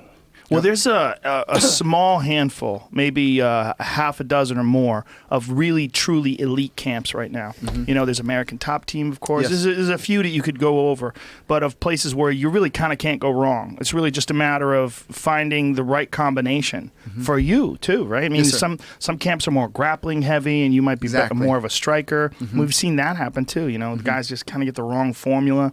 Yeah. It's the thing, if you're a great striker, go to a more grappling-oriented camp. That's what I always say. You got the striking. That's when I decided, okay, this is it. Forget about striking 3 times a day submissions. That was it. Never lost again. It's just doing what you're not comfortable at. And do that a lot and make sure you get comfortable at it, and that's it. Wonderboy is a great example of that. He started training with Weidman, who's a great wrestler, and it just completely changed his confidence and his stand-up, and now he's so loose standing up. You're getting to see the same Wonderboy that was, I think he was like 57-0 as a kickboxer or something fucking crazy record. like that. And you see those skills now because good luck taking that guy down. Correct. He's getting mauled by Chris Weidman all the time. Weidman, who's a big 185. Yeah. Exactly. Yeah, that comes to the... there's so many levels to mixed martial arts, so many areas. We could obviously take the 3 easy ones with the striking, the wrestling, and then the grappling, right? So with those now, what's your style? What's your skill set? Now, with that being said, you got to make sure you're getting with the best people in those 3 areas also. But now we can take in the 4th account, which, since I said earlier, is the conditioning aspect now. So there's a lot of pieces of the puzzle, and you can't just go to one guy. You can't just go to a boxing coach. If the boxing coach isn't really familiar with MMA, because things are different, as we point out today, with the distances, right? And then using the switches because of the further distance. So you got to make sure you have the correct people that understand the mixed martial arts game, because if you go to an expert karate guy who doesn't understand MMA, that's not going to work. No matter how much you guys love each other, it's not going to work. You have to have MMA in the mix. Yeah, you go to a wrestling coach that doesn't know how to strike. Yep. He's not going to learn how to close the distances with punches to be able to time your takedowns. He's going to want to grab a hold of you and move you around to shoot on you. He might also not understand where you're in vulnerable positions for submissions. Correct. Like a lot of wrestlers will still shoot that double with the neck on the outside. I mean, they just haven't figured the distance out or the difference in the technique out. Yep, agreed. Yeah, that's why I love this trio and this lineage, because I'm taking what Sensei has done as much as I can, then what I've done, and then adding that up, and I'll passing it TJ's way, and this is a direct line of lineage of martial arts information that's been expedited, and it's awesome to have an actual martial art family and just keep passing along the knowledge. It's fun for me as a martial art nerd. It's also interesting because TJ has that wrestling background as well, and that I think that's a big factor in his success, because he's incorporating all of your techniques and your techniques, and then on top of that, you've got that elite athleticism and then the wrestling base, so you've got awesome takedown defense and takedowns, and also I really firmly believe there's something about wrestlers that fucking grind of dieting and starving yourself and dehydrating yourself, and the mental toughness that you get from certain wrestlers. It's like it's off the charts. I've still to this day never done anything harder than wrestling, even with all the aspects of martial arts and fighting. Like, fighting to me is it's a lot easier than a grind of a wrestling season. I wrestled at Cal State Fullerton, where we started way too early. Like I said, I overworked myself and pushed through a 9-month season, being completely strict on everything, my diet, I'm not going out and having fun with my friends because I'm wrestling, and then wrestling every weekend, and just, it's such a hard practice. Like, still today, we do 2 days a week of wresling practice. Like, damn it, I don't want to go to wrestling. Wrestling, shit. I used to love wrestling. I'm gonna get hurt. I'm gonna have to go really hard. Like, wrestling. I've done it. It's tough, man, and it definitely does breed mental toughness. And then you're learning how to compete on your own every weekend. When you're training at Team Elevation, you're doing wrestling practice, are you doing strictly wrestling? Are you putting wrestling shoes on and you're doing like full on wrestling, a competition between your teammates? Are you doing that kind of? We do that, as well as we'll do MMA wrestling as well. There's different forms of it. But yeah, I'll go throw my wrestling shoes on, and we're doing matches. Depends on where we're at. We'll do situations, and we're doing full on real wrestling practices. Is there a benefit to having wrestling shoes on, though? Because you're not going to fight with them on. Your defense will become way better if you wear shoes. So it's so much easier to get out of a takedown without it. You can't, like, a single leg, you should not get taken down on a single leg in MMA. If you do, it's so easy to slide your leg out on a single leg. But with a wrestling shoe on, I can't just go to that easy defense. I have to use my hips. I have to cover his head. I have to use all these positions to have a better defense with my shoes on. So it's the difference between like grappling with gi and no gi? Is it that kind of a thing? Yeah, I mean, so in college I shot high singles. That's what I shot. I shoot a high single. A guy tried to turn and kick out. I would catch his shoe and then take his back. In MMA, a guy turns and kicks out all the time, so a high single leg is not going to work anymore. So, yeah, I mean, like with a gi on, you can't get away with certain things. You can't just slip out of a submission. You can't just slip out of an arm bar and roll out of it. You actually have to have the real technique of getting out of it if this guy is so good at it, you know. So yeah, it's learning you to do the defense the right way instead of using the cheat moves, you know. That's interesting. Does it would it be okay if you did it with no shoes on and your opponent did it with shoes on, because that way you would have the slipperiness of being barefoot. So if I'm wrestling against a kid that I know is coming in from like a college and he's really good, I am not wearing shoes. I don't care. I'm not going to wear shoes. Like Chad Mendez, like one of the best wrestlers in the world. At practice, he'll never, ever wear shoes now. His defense is ridiculous. He just pushes you off his leg. Like the way he'll stand now too is because he'll only let you shoot a single leg because he knows how easy it is to get out of it, and he'll never ever wear shoes again wrestling ever since grappling. But don't you think the injuries, the twisting knees, come from wearing shoes? Because a lot of guys, they do it on the wrestling mat, and that's still okay there because it might slip a little bit. But as soon as you step on the judo mat with shoes, you're planting your feet, and then with upper body motion rotation, something's going to twist. Because a lot of injuries happen with wrestling, right? Yeah, you got better traction. So you got to know. I mean, I got to know what you're. I mean, I've wrestled my entire life, so I guess I kind of know my positioning with wrestling shoes on and stuff. But I think it creates better habits to have your shoes on while wrestling, you know, because you're not going to be able to get away with we call it a stanky leg, where you just whip your leg out. You know? If I have a grip and what you want is the grip above your knee, but as soon as I get your grip below my knee, just by pushing it down, I am out. I'm just sliding my leg out. There's got to be a similar situation too, wearing gloves, right? Like when you're trying to limp arm at a certain positions, sure. you have those. Yeah, real nakeds is really hard to finish with gloves on. Yeah, any kind of grappling we do at elevation is with our gloves on, you know, because I'm catching certain moves and I can wrist ride differently. Chokes are different. I can't slide it as easy behind your head. You got to learn all those things with gloves on as well. Some people think that it would be a safer sport without gloves.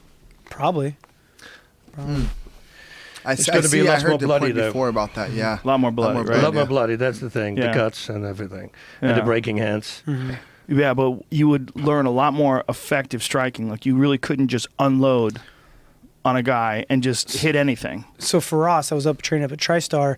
He's like, hey, I recommend at least once a day, once every other day, hitting the back with no gloves on. You know, get that proper technique of knowing how to hit something with no gloves on so you don't have that padding and protecting. If I got a 16 or a 10-ounce glove, I'm able to just go away on that bag and punch it as hard as I want. I don't have to punch right. But if I don't have gloves on and I'm hitting that as hard as I can, I have to hit it correct. I have to have the right knuckle placement to put it on that bag. Yeah, I mean, that's what a lot of karate and traditional martial arts guys believe. They believe that those gloves are actually giving you the sort of false sense of your abilities. You know, because your wrists are all wrapped up, your hands are all wrapped up. You know, look at Tyson. How many times did he break his hands in a street fight? All the time. Mitch Blood Green. Because they perfectly tape his hands up in training, and then when he has to hit without.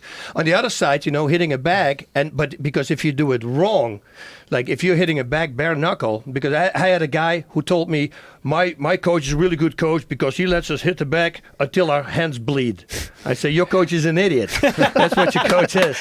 I said, because if this happens 4 weeks before the fight, guess what's going to happen? Every single workout, when you hit, you're going to reopen the cuts. It's going to hurt every first round of your workout, right? Yeah. So if you do it perfect, and the impact is perfect, but as soon as you hit and you slide a little bit and you shave a knuckle off, well, 4 weeks before the fight, that's not going to heal anymore because you reopen it every time. Yeah. One of the interesting things about MMA is how we're still kind of learning, and there's no right approach for everybody. Right. Everybody's approach is different. Like the approach for Damian Maia is going to be different than the approach for Wonderboy. It's going to be different than your approach. And it's so difficult to figure out who's right. I mean, it's really based on the success of the past. Well, if we take away the gloves, everyone's going to turn into Wonderboys kicking with Damian Maia's grappling. Yeah. If we take away the gloves. Well, there'll be a lot more chokes. A lot more chokes and a lot more kicks if they take away the gloves. There we go. Yeah, I mean, it's so much easier to sink chokes in, so much harder to defend. Yeah. You know? So we definitely have to change up the commands then. Now, when it comes to, like, if you look at football or baseball or any professional sport, they pretty much have protocols that are very similar. Like most teams have pretty similar protocols as far as like training and how they prepare their athletes.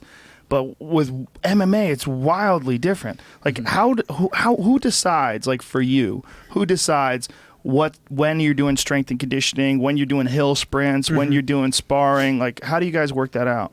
I find someone that I trust completely, and then work together with them. For my striking and my MMA with Duane, it's something we team up together and think of like, well, what if I do this? What if I do that? And then kind of make a perfect plan for myself.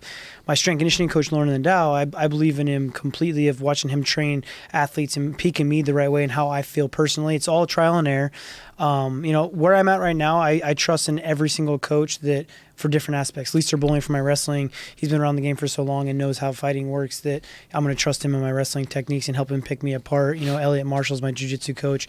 I really believe in Colorado at Elevation Fight Team with me and Duane. We really got it pretty good to figure it out. But someone's going to come in and have a different mindset of what they want to do, and if it doesn't work for you, it doesn't work for you. Yeah, it's the trial and error and the learning as you go along is so interesting because you lose a fight and then you go, God, what did we fuck up on? Where did we go wrong? What do we need to do better? Yeah, and then maybe you get that Joe Silva call like, hey, we have a fight in 8 weeks. You ready to take it? I had Joe Silva call me when I was up on a ladder doing electrical work in the mountains to fight in 2 weeks, and it was against Jonathan Goulet. So I said, sure, I take the fight, and then I text Bas right away, or I call him and I say, can you train me? He's like, sure. So go out for a week. So yeah, going back to the point. So that worked out well. Yeah, that worked out well. Fastest KO in history. Ever. We had a fight for that, dude. Ever. We had a fight for that one. Yes, sir. Mr. Rogan, thank you, sir. I appreciate that. So many people were hating on him having the fastest KO in history. There's a lot of of debate. I was like, the referee, it's wrong. It was a wrong call. They were saying it was like 11 seconds or something like that. Yes, sir. Yeah. Like, bullshit. Yeah. That was 6. We played it over and over and over again. That was fun. Yeah. We were working on that exact technique, just pulling down the jab, going overhand right in the back with Sensei, and just ripped it out. And it was so fun because I'm leaning over the cage and I'm saying, Duane, he's going to come up straight forward. I want you to step to the side and just knock him out. You will hear me say that, repeating it over and over. I say, I don't know what, because every time I have that, I had one time I said, he's opening with a right low kick. I want you to counter it. And then the guy opens with a right low kick. And how do you know? I said, I have no clue. Every time it works with us. With Jens Pulver, how we knocked him out, that combination we worked in the dressing room before. Boom. And it's all the time. With Goulet, for some reason, I go, he's going to come straight at you, just move out and just counter. Don't you think it's kind of data chunking? You've seen so many fights, you trained so many people, you just see things. And you don't even know what you're seeing. You're just like, how sometimes like you'll see a guy, like I call it all the time. I'll see a guy lift his heel up and he's about to throw a right kick. Yeah. Like you just know, just for whatever reason. Twist a little bit because back kick is coming. Yeah. And then the funny part is when he does a back kick, 9 out of 10 times the other one throws a back kick. Yep. So I always thought, I'm going to do this on purpose, and hopefully when he makes one, I'm going to catch it. Nice. Little off beats. Yeah, off beats, yes, sir. Yeah, like I could do this too. It's crazy when people throw back kicks. Like the probably the most ill-advised back kick of all time was Chris Weidman versus Luke Rockhold. Maybe the most ill-advised back kick. That was called at the moment? What do you mean? Well, did his corner call it at the moment? I don't know if he called it. I think maybe it's because Luke had been knocked out by Vitor. Right, yeah. With a wheel kick. Yeah. So maybe, I'm just guessing, that Chris decided to throw a wheel kick. But it was like, you could see it coming. It wasn't fast. No, if you don't know 100% how to kick, I said don't kick. Yeah. And he shouldn't have done that. It was way too slow, and they saw it coming. Off of memory of that, though, when Vitor Belfort did it, I think I remember correctly, Rockhold was against the cage. Correct? Because he was trying to circle off, right? Yeah, so he was aware of the cage. Now, Weidman's back was against the cage. I thought he was closer to the cage than Luke was in that fight. I don't believe so. No? I believe he was moving. I believe it was the same thing. He was moving towards Rockhold. I don't remember that. Correct direction. But I remember Vitor threw it before, and it was the first time I'd ever seen him throw a wheel kick. He threw it right before against Rockhold and missed, and he threw it again and landed it. Caught him. Nice. Yep. But he was just, that was TRT tour. Yeah. That was a different Vitor. Pack for that fight, man. He told me before, he says, Boss, my kicks are going to be, they're getting really good right now. I'm going to knock somebody out with a spinning back kick to the head. I said, go for it, dude. And then he knocked him out. So. Well, Vitor has had so many hand surgeries. I believe he's had 8 different hand surgeries. He's broken his hand so many times that I think he just started concentrating more on kicks. I see that. Made a big difference. This is going back to patterns. And people lift the heel up, they're going to throw something. Yeah. Well, figuring out what they're going to do, but in that same theory is paying attention to what combinations and what techniques actually land, and then chunking those together and making those the system. So just going back to the language and the vocabulary of high percentage combinations, drill them and rep them out. So it's not too bad. Yeah, and know how to really deliver a technique before you attempt it. Like the first time I ever saw Cain Velasquez throw a wheel kick ever was in the Travis Brown fight, and it looked fucking perfect. I was like, what is this guy been hiding this forever? Like he never threw a wheel kick, and all of a sudden it's a perfect wheel kick. But it's probably because he had practiced it and drilled it to the point where he's got it down. It's like, all right, time to unleash the wheel kick. He has a lifelong martial artist in his corner, Javier Mendez. So I'm sure he's seen a million back kicks and can correct him on what to do properly rather than what he's doing wrong. Yeah, it's interesting when you see a guy like out of nowhere pull a technique that you've never seen before. Well, high-level athletes, I could show TJ anything, right? Or we'll watch videos and see something, he could pull it off right away. He's a great visual learner. I'm a great visual learner. So Sensei is like, I can learn by watching tapes and watching somebody do something. I can just mimic it. So can TJ, so can Sensei. It's just the way it is. I wonder what the next technique that we're going to see that we couldn't believe someone's pulling off inside the octagon. Interesting, yeah. It's been a clothesline, Bas with his clothesline, and elbows to the collarbones. I saw somebody land a clothesline recently. Do that. That fight's going to be over.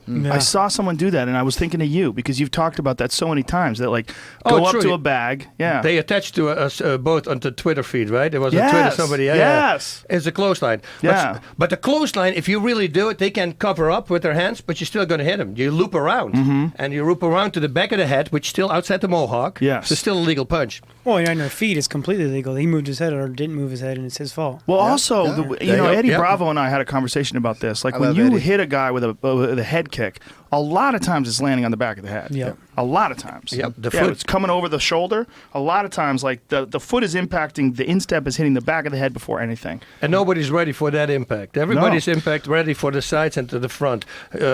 With Tyson, his hooks, he was always the smallest guy, shortest guy, but he would hit his hook almost to the back of the head. His hooks were so short, and that I always say it, just hit yourself really gentle with the palm on the back of your head.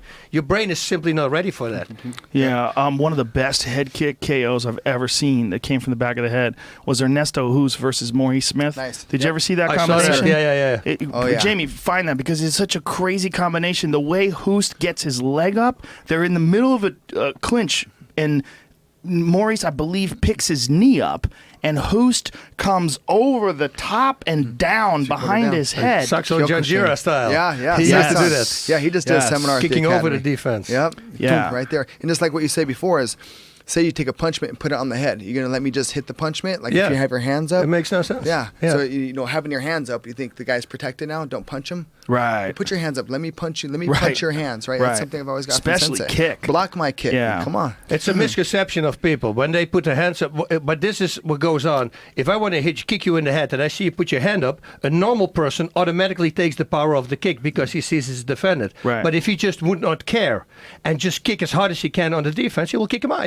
He's going to knock him out. This last weekend we saw Yancy Medeiros fought Sean Spencer. Spencer blocked the kick and he took it right to the head. Check this out real quick.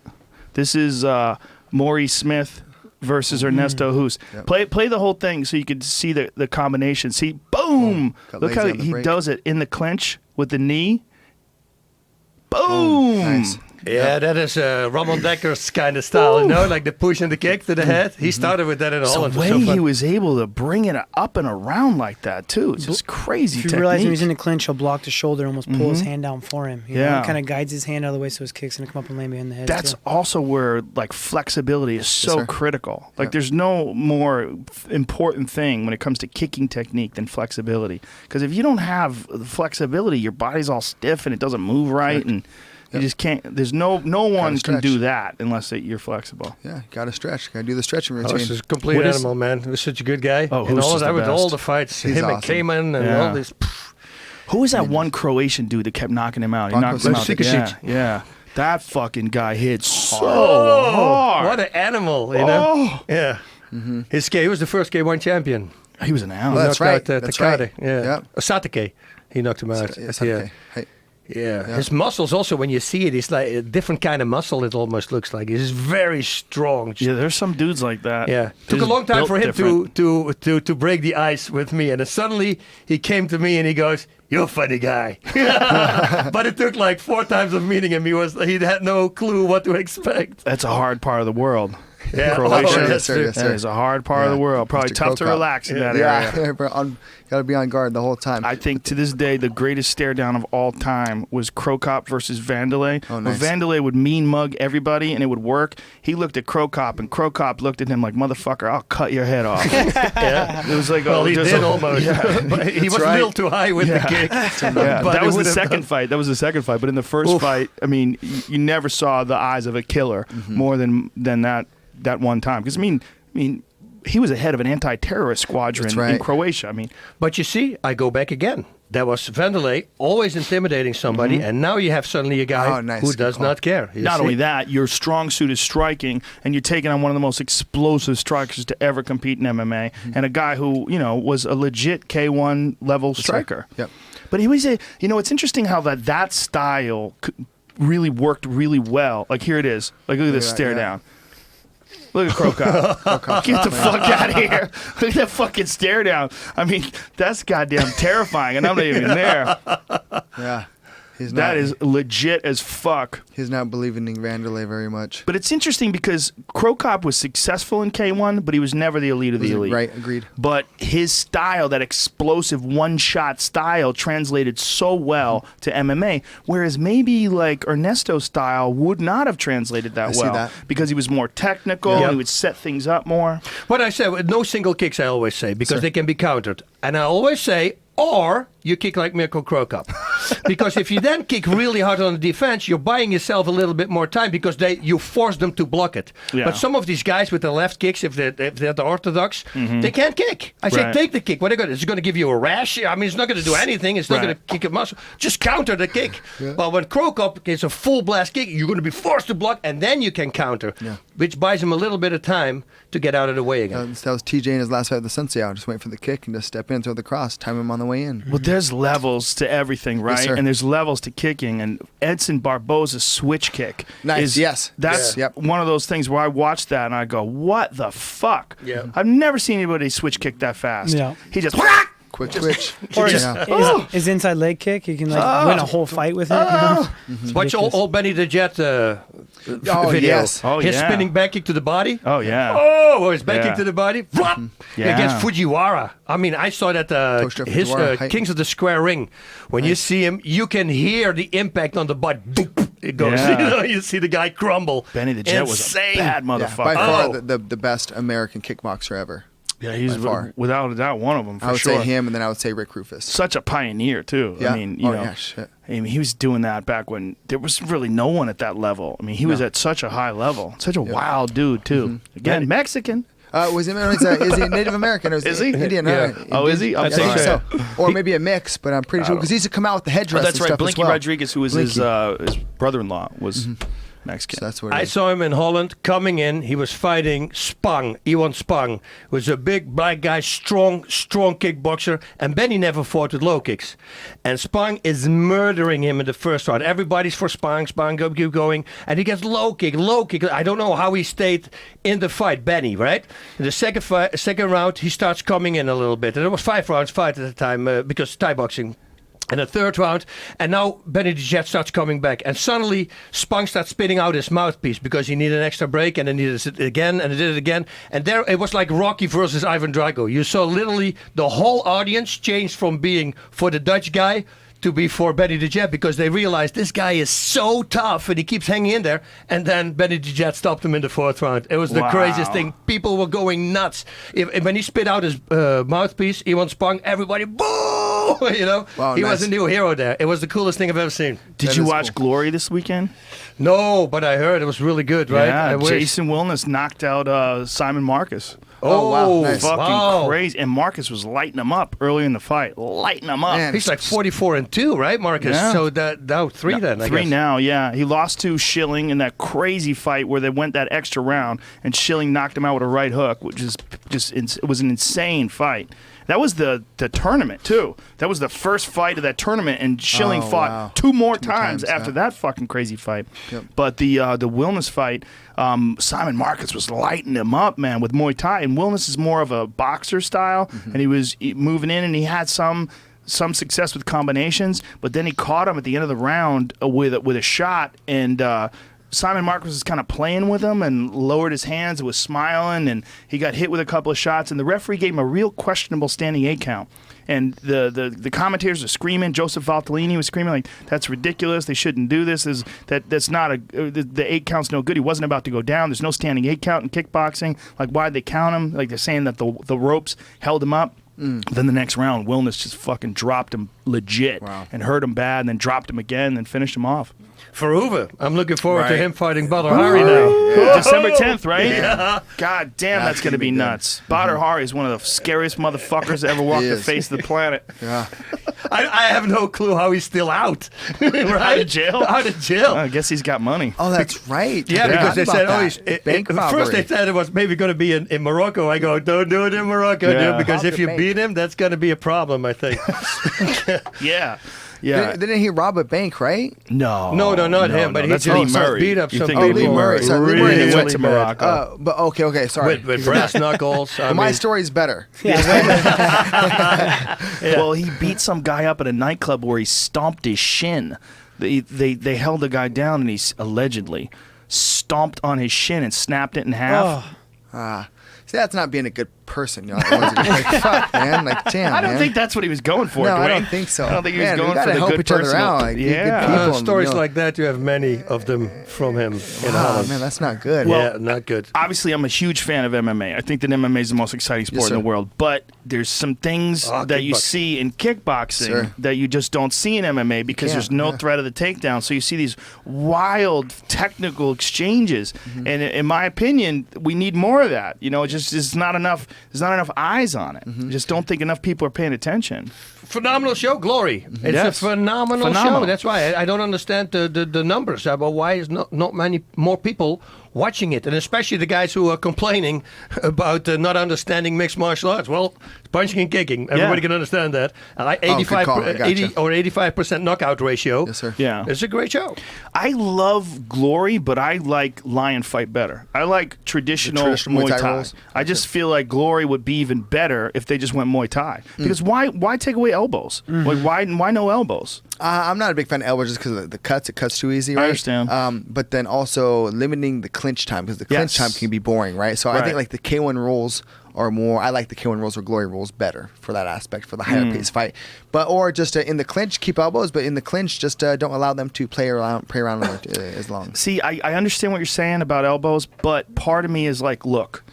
It's a striking contest. Yes, why sir. would you eliminate one of the best weapons in striking, which is elbows? And Lion Fight has these. I mean, look, they get cut up, like for sure. Like, do you see Gaston Bolanos is one of his faces? Ninja. Yeah. I mean, he gets cut the fuck up. His opponents cut the fuck up. They're blasting each other with spinning elbows. But it's fun as hell to watch. Yeah, it's definitely fun to watch. I'm not trying to be in there anymore at all. Yeah. I'm done. Yeah, I'm good. I hear you, man. Much easier just coaching TJ and coaching the guys and teaching martial arts and eating what I want and hanging out. I totally respect that. I just think, like, as a person who appreciates the purity of the art. Yes, sir. I just feel like there's no reason to take out those clinch battles, and there's no reason to take out those elbows. Because the guys who are good at those clinch battles, you know, they just start fucking blasting each other with knees to the body, and it has a significant toll. And then the elbow battles that they have inside the clinch, to me, it's a really important part of stand-up striking. I see that. Yes, sir. Agreed. Yeah. We were talking about earlier, Sexton Janjura. He just did a seminar at my academy, and he showed us some really cool clinch elbow knee techniques. It was nice to get it from an actual pure Muay Thai fighter to see his look and his perspective of what can happen in the clinch. That was eye-opening. It was cool. Yeah, I think if we didn't have those guys, we wouldn't know that. We would have only the level of striking that we see in MMA. And I think, you know, when you watch like a Ramon Decker's fight. Yeah. You know, you watch like him in his prime, you realize, oh, okay, this is possible. Like there's levels to this fucking thing. Yes, sir. Oh, Jordan Mean, right? Yeah. Nice. His elbows. Oh man, he retired. Yeah. No, he's coming back. He is. I heard. Yeah, I talked. His father is the boss of the MMA system also. Yeah. He told me he's going to be back. Yeah, he's a black belt Nice. in the EU, right? Yep. Nice. His father's a fucking savage. Mm-hmm. There's a picture of him on his Instagram page, like 50. He's fucking jacked. Just still training like crazy. Oh, yeah. Yeah, Jordan is a very, very talented guy, but he had so many fights, you know, as a young man. I mean, I think he was only that's 24 right. or 25 when he retired, right? That's what I tell everybody. This because they start competing too young. He competed when he was 15, 16 years old. They have to lie about his age. You know, you're going to burn out. You shouldn't do that. Everybody's asking me. I met this girl now in Visalia, 12-year-old Jenna. I mean, started following her. I sent her a whole bunch of gear and stuff, you know. I said, because she says, watch me, I'm going to be the next Ronda Rousey. So I go, yeah, I want to see that. But it's, you know, it's the training. It's I told her, start sparring maybe when you're 15 years old. Wait with that because your brain is still wiring everything to your Yeah, still nerves, developing. you know, at that age. And it stops at 14. Just give it 2 more years, you know, till all the connections are there. And then maybe start sparring. But competing, I would just wait for competing. Don't go in this early. Do jiu-jitsu, Nice, yes. wrestling, do all that. But striking to the head, I think they should wait with that. Even doing those things at a young age, you need to make sure they're fun. You know, like I Yeah. almost got burnt out of wrestling in 8th grade. I wanted to quit. I wanted to be done with wrestling. That's too much. It was just because every weekend I'm competing that I'm so nervous as a little kid. I'm putting so much pressure on myself. They're like, I got to win this tournament. I got to do good. Like my dad was my coach. I wanted to impress him. All this stuff, you know. It's like 8th grade, I was almost just gave it up, you know. Wow. But you got to learn to have fun with everything. As long as everything's fun, like you can compete, do all that stuff. I mean, obviously kickboxing is a little bit different because you're going through some brain trauma. But even with the wrestling and jiu-jitsu, make sure it's fun. If you got a little kid that wants to do MMA or a little kid that wants to get involved in grappling or wrestling, make sure it's fun. You know, go to practice, playing some games, doing some things as well as learning technique, and because little kids will get burned out way too fast. Enjoy Yeah, but the journey. how many times? Because we heard it in striking a lot, right? AKA, they were striking, they get injuries and injuries there. And how many times a week you spar? We spar 2 times a day. Do we ever get injured? No, we you and I we are stay sparring? pretty safe, No. yeah. And we go. If people watch, they're going to go, oh, these guys are crazy. But we know exactly what we hit, where we pull. kick it. It's all about sparring partners. Now, if you decide, oh, your great sparring partner doesn't show up and you get somebody from the club somewhere, yeah, who has this weird, he's not as professional, yeah, you get injured. But I never been injured in sparring. And we Yeah, but spar you're 2 a times freak. a day. You're Bas Rutten. Settle down. But same with you. Yeah. You never get injured, Always pretty right? healthy, We all yes, sir. spar hard. Yeah. What did you Yeah. think about Cowboy Cerrone deciding no more sparring? He doesn't spar. He just does drills. He was Yeah, talking about that and looked sensational in his last fight.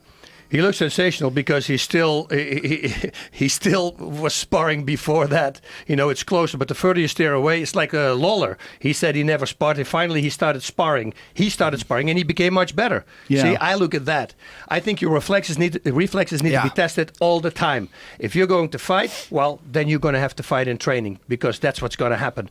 Unexpected things, unexpected techniques, you know, you need to be prepared for that. If you just spar, you don't know what I'm going to throw at you. You can visualize a counter on my right straight. Well, what if I set it up as a 1-2 instead of just a right straight? You see?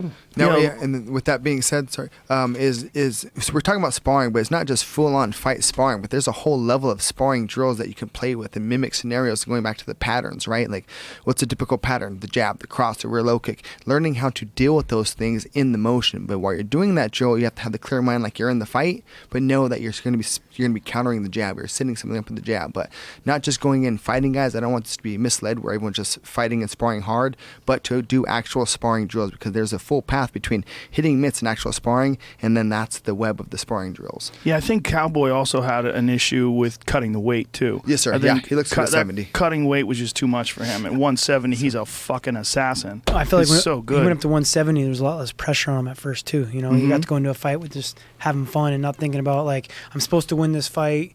For him, he's going to a completely different weight class. What is there to lose? You know, Right. And so I think that's what's helped him out a lot too. And I think he's kind of catching his groove. He looked awesome. It was in his really last good. fight. Yeah. Yep. Right body, left hook, right high kick. I loved it. And it was all full hits. If Yeah. you saw the body shot, it dug in there. Yeah. Right? And then wrap it up with the high kick. I loved it. And the technique, the technical aspect of it is so. There was no wind up. There's no fucking no muscle behind it. Everything's just perfect. Smooth. Pop, pop, pop, crack. head kick. It was just, God damn. He's another guy as far as developing somebody. I used to help him out when he was first training in Colorado, and he was so wrapped up into his own style. I would try to say, no, do this and do that. But then I realized, look, everyone needs to be their own athlete. You know, you got to do what's good for you. If it feels natural, go ahead. But and then he's just a prime example of someone you have to allow to be themselves. You know, right? But just kind of guide a little bit here and there. But you know, he went down to Jackson's and look what he's done. He's amazing now. Well, he's such an individual. Yes, you know, sir. Trying As to we all are. Yeah. put Cowboy in some other boxes. He's just. He's a fucking wild man. Who's the weirdest guy you've ever worked with? Where you're like, Jesus, I don't even know if I can fucking help this guy. We all had those. Faber. Yeah, Faber. Yeah. He doesn't. But he's not going to try to learn new things though. Yeah, he's set in the past, so you know, I gotta respect that. And you've been successful. There you go. But the game has changed. Now look at the results. The game has changed. You have to change along with it. Like the definition of insanity is doing the same thing, expecting different results. You have to evolve. You have to let the ego go and continue to develop and train and learn. That has to happen. Well, you guys had personality conflicts for whatever reason, you know, no blame, but whatever were, you guys had. But it was a great time when we were together. Like, look what happened. Look what flourished, right? Yeah. I became much better as a martial art instructor, being able to work with all the athletes, right? Everyone, we worked together, everybody rose. So it was a good time. It was a good win-win. It worked out. Time for me to go home and do my own thing, and things laid where they were. Yeah. You asked about why you know him as a good coach, and the reason of that is what I already mentioned with the training. He's always there. He's always there on time. He always goes full out, and that work ethic he took to be a coach. He will always be there with the guys cutting weight, doing everything. I guarantee you, they can call you at 3 o'clock in the middle of the night, the day before the fight. As long as he's not naked breaking up pit bull fights. Just give me 30 seconds. I got this. But that's it, you know. That's it. If you have that drive and you're so focused on one thing, he just put that focus on training. I'll be training all day long, right? I'll get home and want to just like relax, veg out, maybe watch some TV, just do nothing, right? And then maybe be like 12 o'clock at night, I'll get a text from Duane like on something on my fight, what I should be doing, what I should be thinking about. I'm like, God. Sorry. Now I got to think about this all night. So he's the reason why he's so great is, like you said, he's constantly thinking about it, and he cares how well I do. Before you fought Hannon Barral, I was eating lunch in Vegas at the hotel. Yeah. I had a bunch of my friends with me. We're all getting ready for the fights. Duane comes over. Hey, man, come on, sit down. How you feeling? Boom, sits down and just, this is what we're going to do. He's going to, the whole thing is movement, switches, get to the side. The whole thing, Barral has his style. This is his style. He goes like this. And he just was like a fucking 100 miles an hour. and then sitting there just putting food in my mouth going. And then he visited Kevin James Whiteman and me in Vegas. We were also in Vegas. That's right, yeah. And we still got the same treatment. Same thing just goes off. What do you think? This is good, this is good, this is good. Boom! But that's why you're so fucking good, you know? And I don't like the term OCD, man. Obsessed. I've dedicated my life to the arts. OCD is those weirdos who wash their hands 100 times before they leave the house. This is a different thing. This is just, it's a positive obsession. Yes, sir, yeah. I've dedicated my life to the arts. You know? Yeah, man. So it's fun. I love it. Yeah, pretty much everybody at this table has. Yes, your method, though, is so uniquely Duane, and I really love your system. I think that's so critical, is that you've taken all your stuff and you've written it out and you put it into like this system where you can really learn. And that's something I learned from Rob Kamen, too. Nice. Rob Kamen, tapes. Who's amazing. Yes, sir. He has a system, and one of the things that I learned when I was training with him was like, this guy has this system the same way a lot of jiu-jitsu guys have a system. Nice. You know, and it's like his system of breaking things down and movement and strikes, that it's all like it has a pattern to it. Yes, sir. And you could follow this pattern. There's a progression to it. Mm-hmm. And with the way the world is today, you can learn it all from him online. You know, like he's so good at like breaking things down and being able to film it and show it to people that you can go on his online academy and learn exactly what I'm doing. You know, all you need is a willing participant, someone to train with you who's going to do the same amount of work that you are. Yeah, agreed. Yeah, it's fun. I love it. I definitely love it. It gives me thrive and passion and a purpose, you know, to put energy into other humans and to watch them flourish and grow and get better. And that's a feedback for me. It's obvious. I might be just doing it for myself, but it's a good service back first. But I love to see people do good. Well, I'm glad you're around, dude, because it makes it interesting. And this is such a fucking exciting time for MMA, man. Sir. It's just so much good shit is going on, Bas. Are you loving doing that show, the MMA show? Inside I love MMA? it. You know, last time I heard you on on the broadcasting, you're talking about the different levels of knockdown, right? And we had Herb Dean and Big Joe McCarthy, and Joe McCarthy was talking about the 5 levels of a knockdown. You know, once you start staggering, once you fall back, once you crumble, there's all different sides. You know, and I think that I love those conversation, you know, the round table, sit down with some professionals and talk about problems that we have right now and then figuring it out. And I love that. And the show also is great. I see new talent like Conor McGregor in the beginning. We had him on. You know, so we see these guys come on the show, but also once in a while we got Mark Coleman or Don Fry. You know, I see my old buddies again. It's just a fun show. Boss, before you got here, we were talking about eye pokes, and we showed the Fabricio Verdum, Travis Brown eye poke. Did you see that? Have you seen it? Yeah, I heard about it. Yeah, fucking crazy, like knuckle deep into Fabricio's eye. What do you think could help that? What do you think could fix that? I think penalties. I truly believe so, because if you look at Pancras, which was open hand striking, we never stabbed each other in the eye, and we have open hands. Right. How is that even possible, right? So now, because we arch our hands backwards because we want to hit with the palm, and just the fact when it happens, it won't happen in training. Right, and especially not at that camp. Oh no, not anymore, of course. But because if they come from Greg Jackson Winklejohn, I would say, well, Mike Winklejohn lost an eye, right? You know, and with a nail, whether it was a foot nail, toenail, but still, you know, holding pads for somebody. Holding pads, yeah, that's what happened. It's very dangerous. Yeah, no, but I think once you say, listen, if you're known to do that. That happened with you in the past, referee should be allowed to go before there. You say, listen, one eye poke, I'm going to give you a red card. And I think that will stop it, because people are going to become more careful. Red card, which in Pride would cost you 10% of your 10%, purse. I think the point deduction. I think 1 point every time.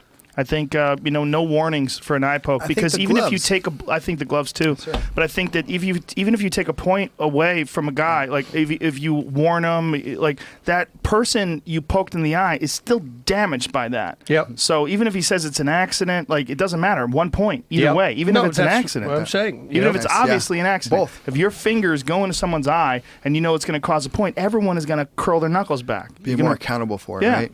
Yes, sir. I see that.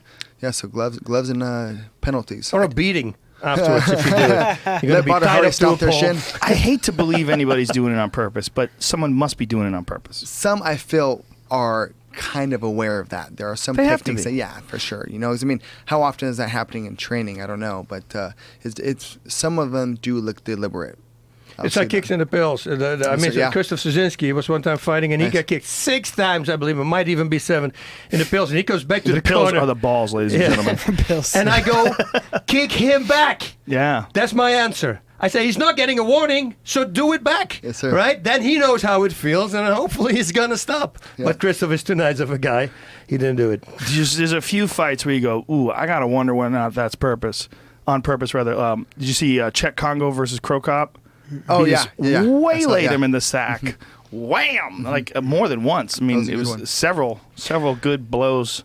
Most of the time it's bad technique. Most of the time it's with the lead leg, and they don't step open the right foot, so the angle cannot go like a 90-degree angle into the muscle, and it kicks straight up. And because look, if everybody who gets kicked in the pills, I guarantee you, the leg that they're standing on, the toes are pointing forward. Yes. If they would point to the side, it will be okay. Well, with Czech, I believe it was knees in the clinch. Oh, I think it was just right to the sack. But as a Thai boxer, yeah, a Thai boxer should know that. I never need anybody in pill. I did once actually, but that was on purpose. Yeah, see, that was against Rene Rose. Yeah. You know, if I could find video from that, that is the best.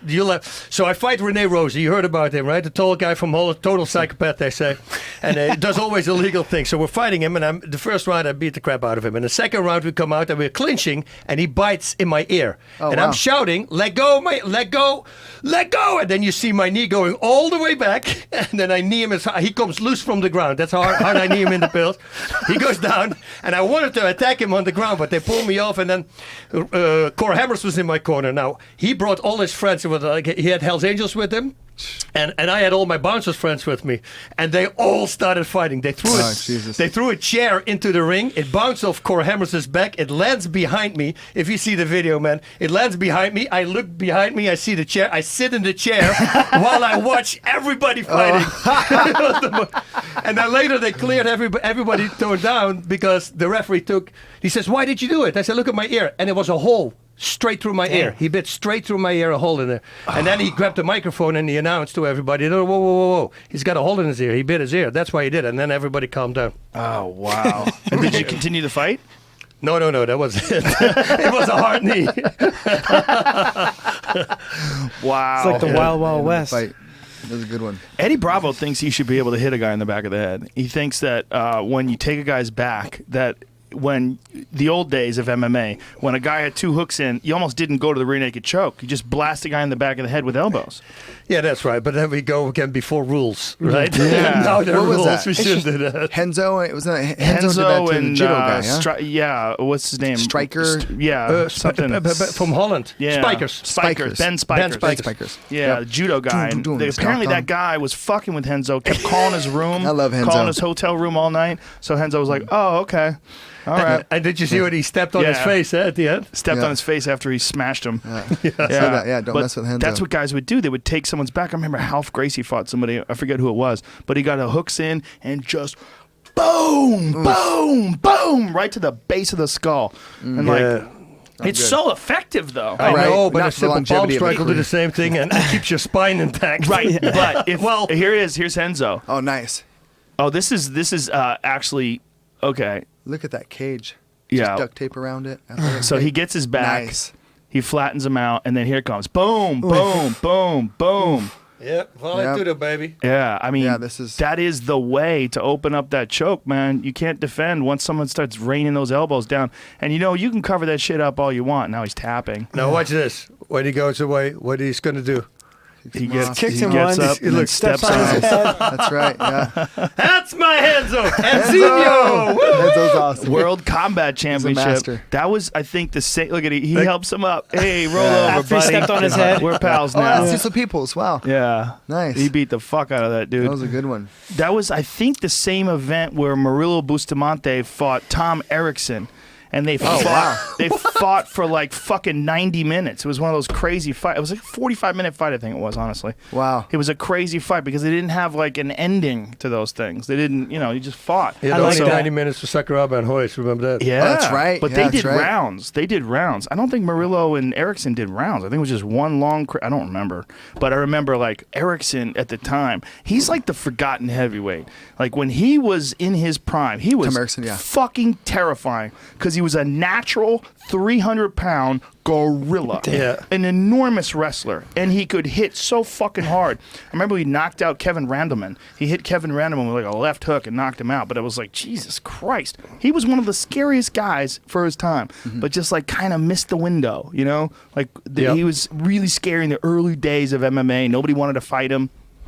Yeah. Bustamante, though, super tough man. Oh. What a great guy. Remember we tapped Matt Lindland twice? Yeah. You had to tap him twice? Yeah. Lindland That's was ninja. like, nothing happened. I didn't tap. Yeah. And they so believed him. Big John made him Big start John again. actually talked about that on our show. He said, yeah, that was a bad one for me because, I didn't see it. Yeah. And that's what people should understand at home. These same as the referees, and especially Dean and Big John, they're so invested. They love the sport so much. There's so much there for the fighters. So when they make a bad call, it hurts them as well, But then to get the avalanche of older people on the internet, come on, everybody's human. And we were talking about, I believe, 4 calls or 3 calls that they were talking about with Herb Dean. Herb Dean had over 7,500 matches he did. I go, the odds are great. I like those odds. Yeah. Only 4 mistakes in 7,500 matches. You're doing a good job. Well, both of those guys are the gold standard. Yep. I mean, Yes, Herb they Dean were. and John McCarthy, that's the gold standard. Everybody, I mean, who was really good before he went away for selling weed is yeah. Josh Rosenthal. Yeah, he did my last fight. He's very good. Yeah, He's I a like him. very good So referee. crazy he went away for something like that. So crazy. Well, he went away for selling weed, and he had a little bit of an arsenal. So a few illegal guns. Something Selling going a little on. bit, only 12 acres of wheat, or what was it? Hey, nothing wrong with that. It's just helping the world. But the real problem was, I believe guns were involved, and that's one thing. But yeah, look, you're going to sell weed illegally. You got to You got to protect protect yourself. it, yeah. It's unfortunate. The whole thing's unfortunate. But he was a very good referee. Yep. Very good referee. Very good martial artist, too. Yeah, he always trained. And I respect that, obviously, so having people in the field. If you're going to work in the field, you should actually train in the field. Same Yeah. thing Same as like law commentators enforcement. also. Oh, that's what Yes, I sir. wanted to bring up to you. What did you think about the Travis Brown Fabricio Verdun fight where Travis called time? Like he got his finger jammed Fabricio threw a punch, and Travis's finger apparently broke. And there's some photos of it now online. It's fucking nasty. Like, shows you how tough Travis is that he continued with his finger smashed, and it was a compound fracture where the bone broke through the skin. That's one picture, but there's some even better ones that he released today where you could see it after the fight. It was a nasty break, but so it was a weird thing where Fabricio threw this punch, and he threw like one of those Chuck Liddell style overhands that come over the top, and it landed on the fingers of Travis and snapped one of his finger. So Travis calls time, which you really can't do. He's like, my finger's fucked up. He calls time. Like here, like, oh wow. Scroll up though, and you see it, the actual opening. Yeah. Oof. Here comes the boom. He says time out, right? Yeah. Kevin James said. He did time out. So he cannot do that. Against Maurice Smith. Did they stop it? Did they give him time? Tell the story. Sorry. Oh, that's right. You did that, boss. You did that in a fight. With Maurice. No, I do. I like that. Yeah, I kicked him in the head, and then I got excited. I wanted to give him another kick in the head, but I slip and I fall on the ground. And Maurice wants to jump on top of me, and I put my hand up. I say, "Wait," and he stops, and I'm getting up, and I go, "Thank you." That's composure, huh? That's ninja. It's a trick. Yeah, and another one that held very funny. If anybody was.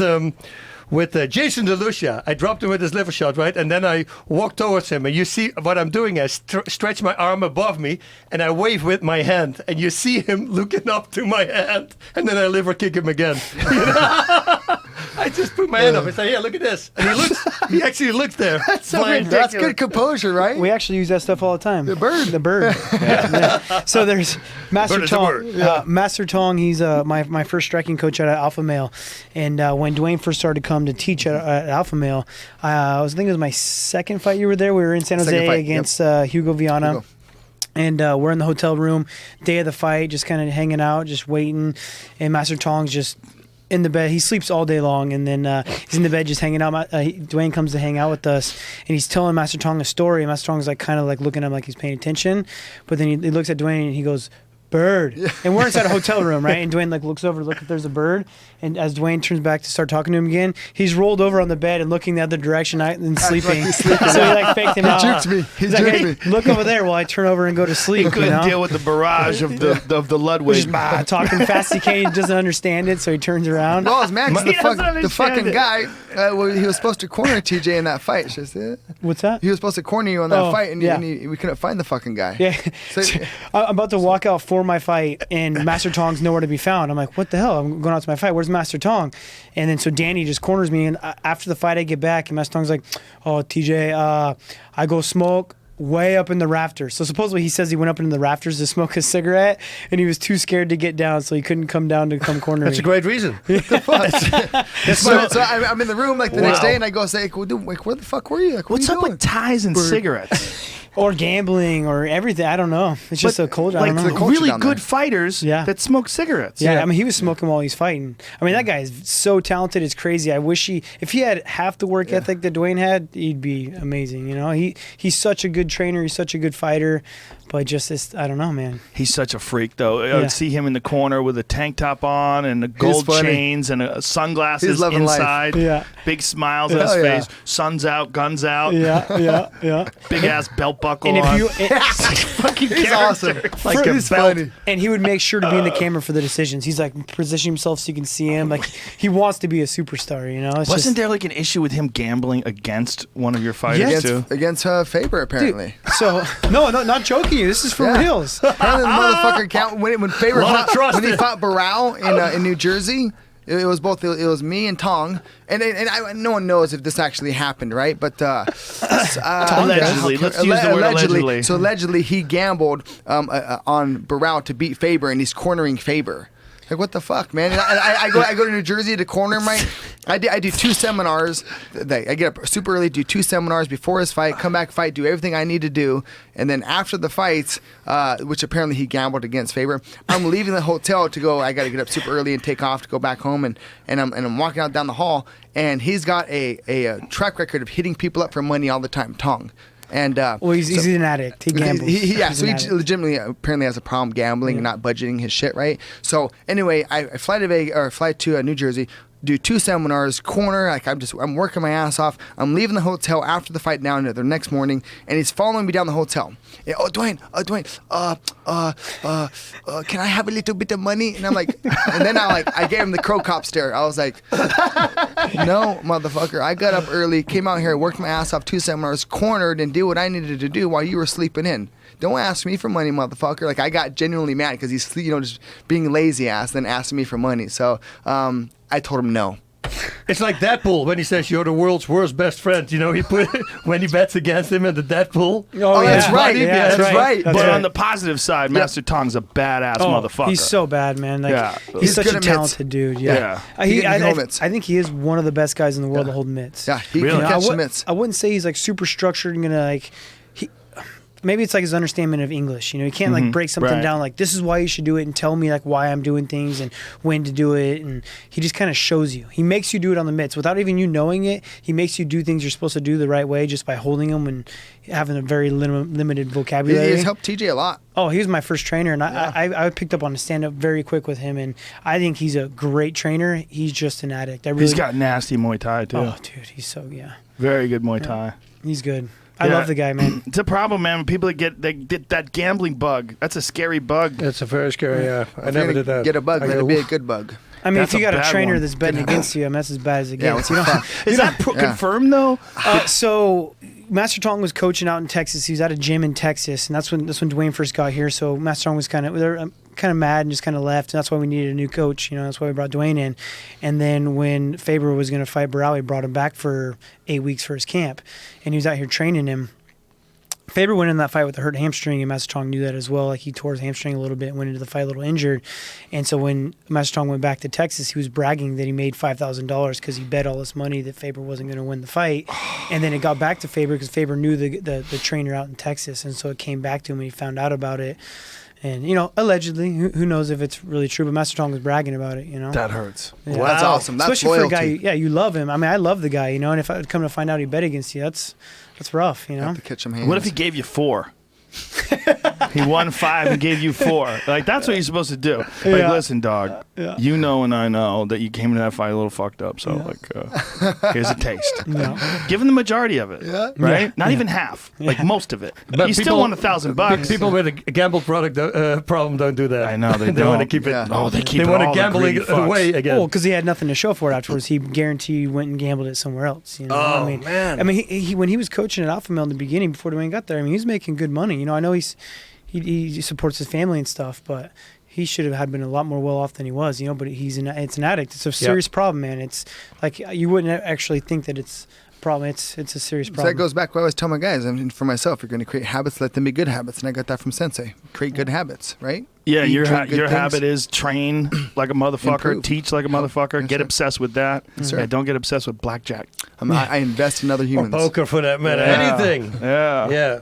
It's weird. Once you gamble because you need it, you always lose. Trust me. I enjoy gambling on fights. I used to do it all the time. When I first started working for the UFC, I would gamble on fights. Nice. And then I was like, can I get in trouble for this? I was like, I wasn't sure. Yeah. I was like, I can't affect the outcome. You should mention it before the fight. You say, I put my money on him. That would make it more enticing. People would get mad at me, though. What the fuck, bro? But I was right. Yeah, but what the fuck, bro? The best is when the time when Diego Sanchez won a fight, and then at the time you're going to interview him, he's like, hey, you told me I was weird before. And you're like, yeah, you're weird. And then he's like, just got quiet. Because he tried to call you out, but you're like, no, it's a... Yeah, you're a weird guy. A little bit it's odd. not a bad thing. Diego's weird as fuck. Have you seen his interview before he fought Joe Lozon? Which at one is UFC that? 200, he was doing an interview before Joe Lozon. He had like this whole had to have been planned out. It was almost like a freestyle rap. He put it on his Instagram. It is one of the funniest interviews I've ever seen. I wish I remember exactly who he did. I'm gonna have to look that up. He's so odd, but awesome. Yeah, You know he's what? awesome. And the good thing about him, a long time ago, this is before The Ultimate Fighter, this guy would send me videotapes from the East Coast. Oh, that's right. And with a note, and he says, Bas, this one I won, but can you break it down where I have to work on? And I would write everything down and send it back to him. And then I saw him with The Ultimate Fighter. And then later I met him in an elevator. I say, man, you always used to send me the tapes. He said, yeah, thank you very much. But you see, I really appreciate it about a guy like that. Yeah, no, he's a really really dedicated guy. You know, Diego Sanchez is a fucking warrior. And he's a guy who's won more third rounds of fights where he lost the first two. The Martin Kampmann fight, I'll never forget that fight. Oh, yeah. Because his face was hanging off of his skull, and he's chasing Martin Kampmann. And Martin Kampmann, who fought at 185, who's a big fucking guy for 170, and Diego's just running out of a mask of blood. The Jake Ellenberger fight. The end of the fight, he's on Ellenberger's back beating the shit out of him. Yeah, that's right. Lost the first 2 rounds, comes back in the third like a fucking savage. If every fight was 100 rounds long, Diego Sanchez might be undefeated. Mexican. Yeah. Mexican. That's right. Mexican. That's right. Good call. Fantastic endurance. He always had a crazy cardio. Fuck you, Donald Trump. Oh, that's good. Leave Mexicans alone.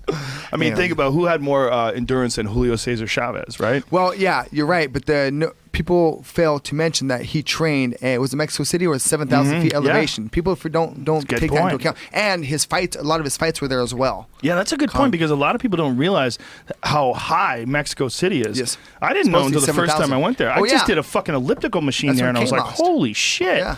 I said it to Cain Velasquez on our show. Are you going to go out like 3 weeks ahead because of the elevation? And he says, no, we will. I said, do you think that's a smart idea? Because you should be training there. When I trained for the Redelman fight at Colorado, dude, but my first week, 8 days, 9 days were really not nice. They were not fun. I got tired so fast. It took really a while for me to get into it. And Colorado is 2,000 feet below Mexico City, which is crazy. Yeah, we're at to have a 5280 heavyweight basically. title fight there. You remember the second UFC there when everybody ran out of gas? Yeah, it was the most horrible thing ever. The first 2 UFCs were in Colorado. Oh, the first one too. McNichols, and then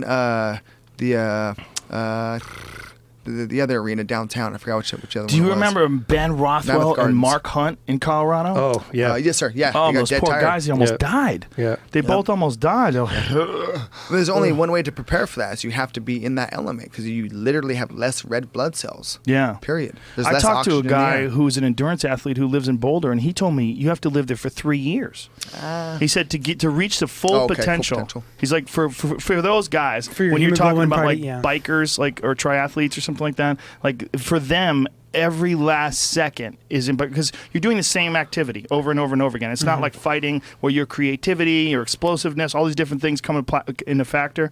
It's just biking. You're just biking. You're just running. You're just swimming. These are the things you're doing. And so every little second, every little ounce of extra endurance. So they optimize everything in that regard. And he was saying to really hit your full potential, you need to live at altitude and train at altitude for 3 years. So he lives and trains there. Nice. Yeah, I see that. 3 years. Yeah. Wow. Yeah, good. full potential. Go from the 99% that you had at 1 year to 100% after 3 years. You know, it could be like that as well. Yeah, I wonder. But I understand what he's saying. What threshold? You know, if you have like only 10 days or 2 weeks to train high altitude, I almost would say don't do it, because your first week is going to be the worst week. You can't think straight. You know, it's better to just stay. But if you have to fight at high altitude, always go there beforehand, man. I'm telling you, 3-4 weeks at least. There's the First Bank Center, which is right by my academy. They had a couple of UFCs there. But when you walk out of the dressing room, there's a big metal sign on the wall, and it says, extreme elevation. If you feel lightheadedness or dizzy, please rest and drink water. So that's what like the fighters see as they're walking out to the cage, is that big ass fucking sign. So every time I fought there, I was like, yes. Yeah, it's crazy for people who don't live there to take fights at altitude. It really is. Yeah, especially with fighters can't afford.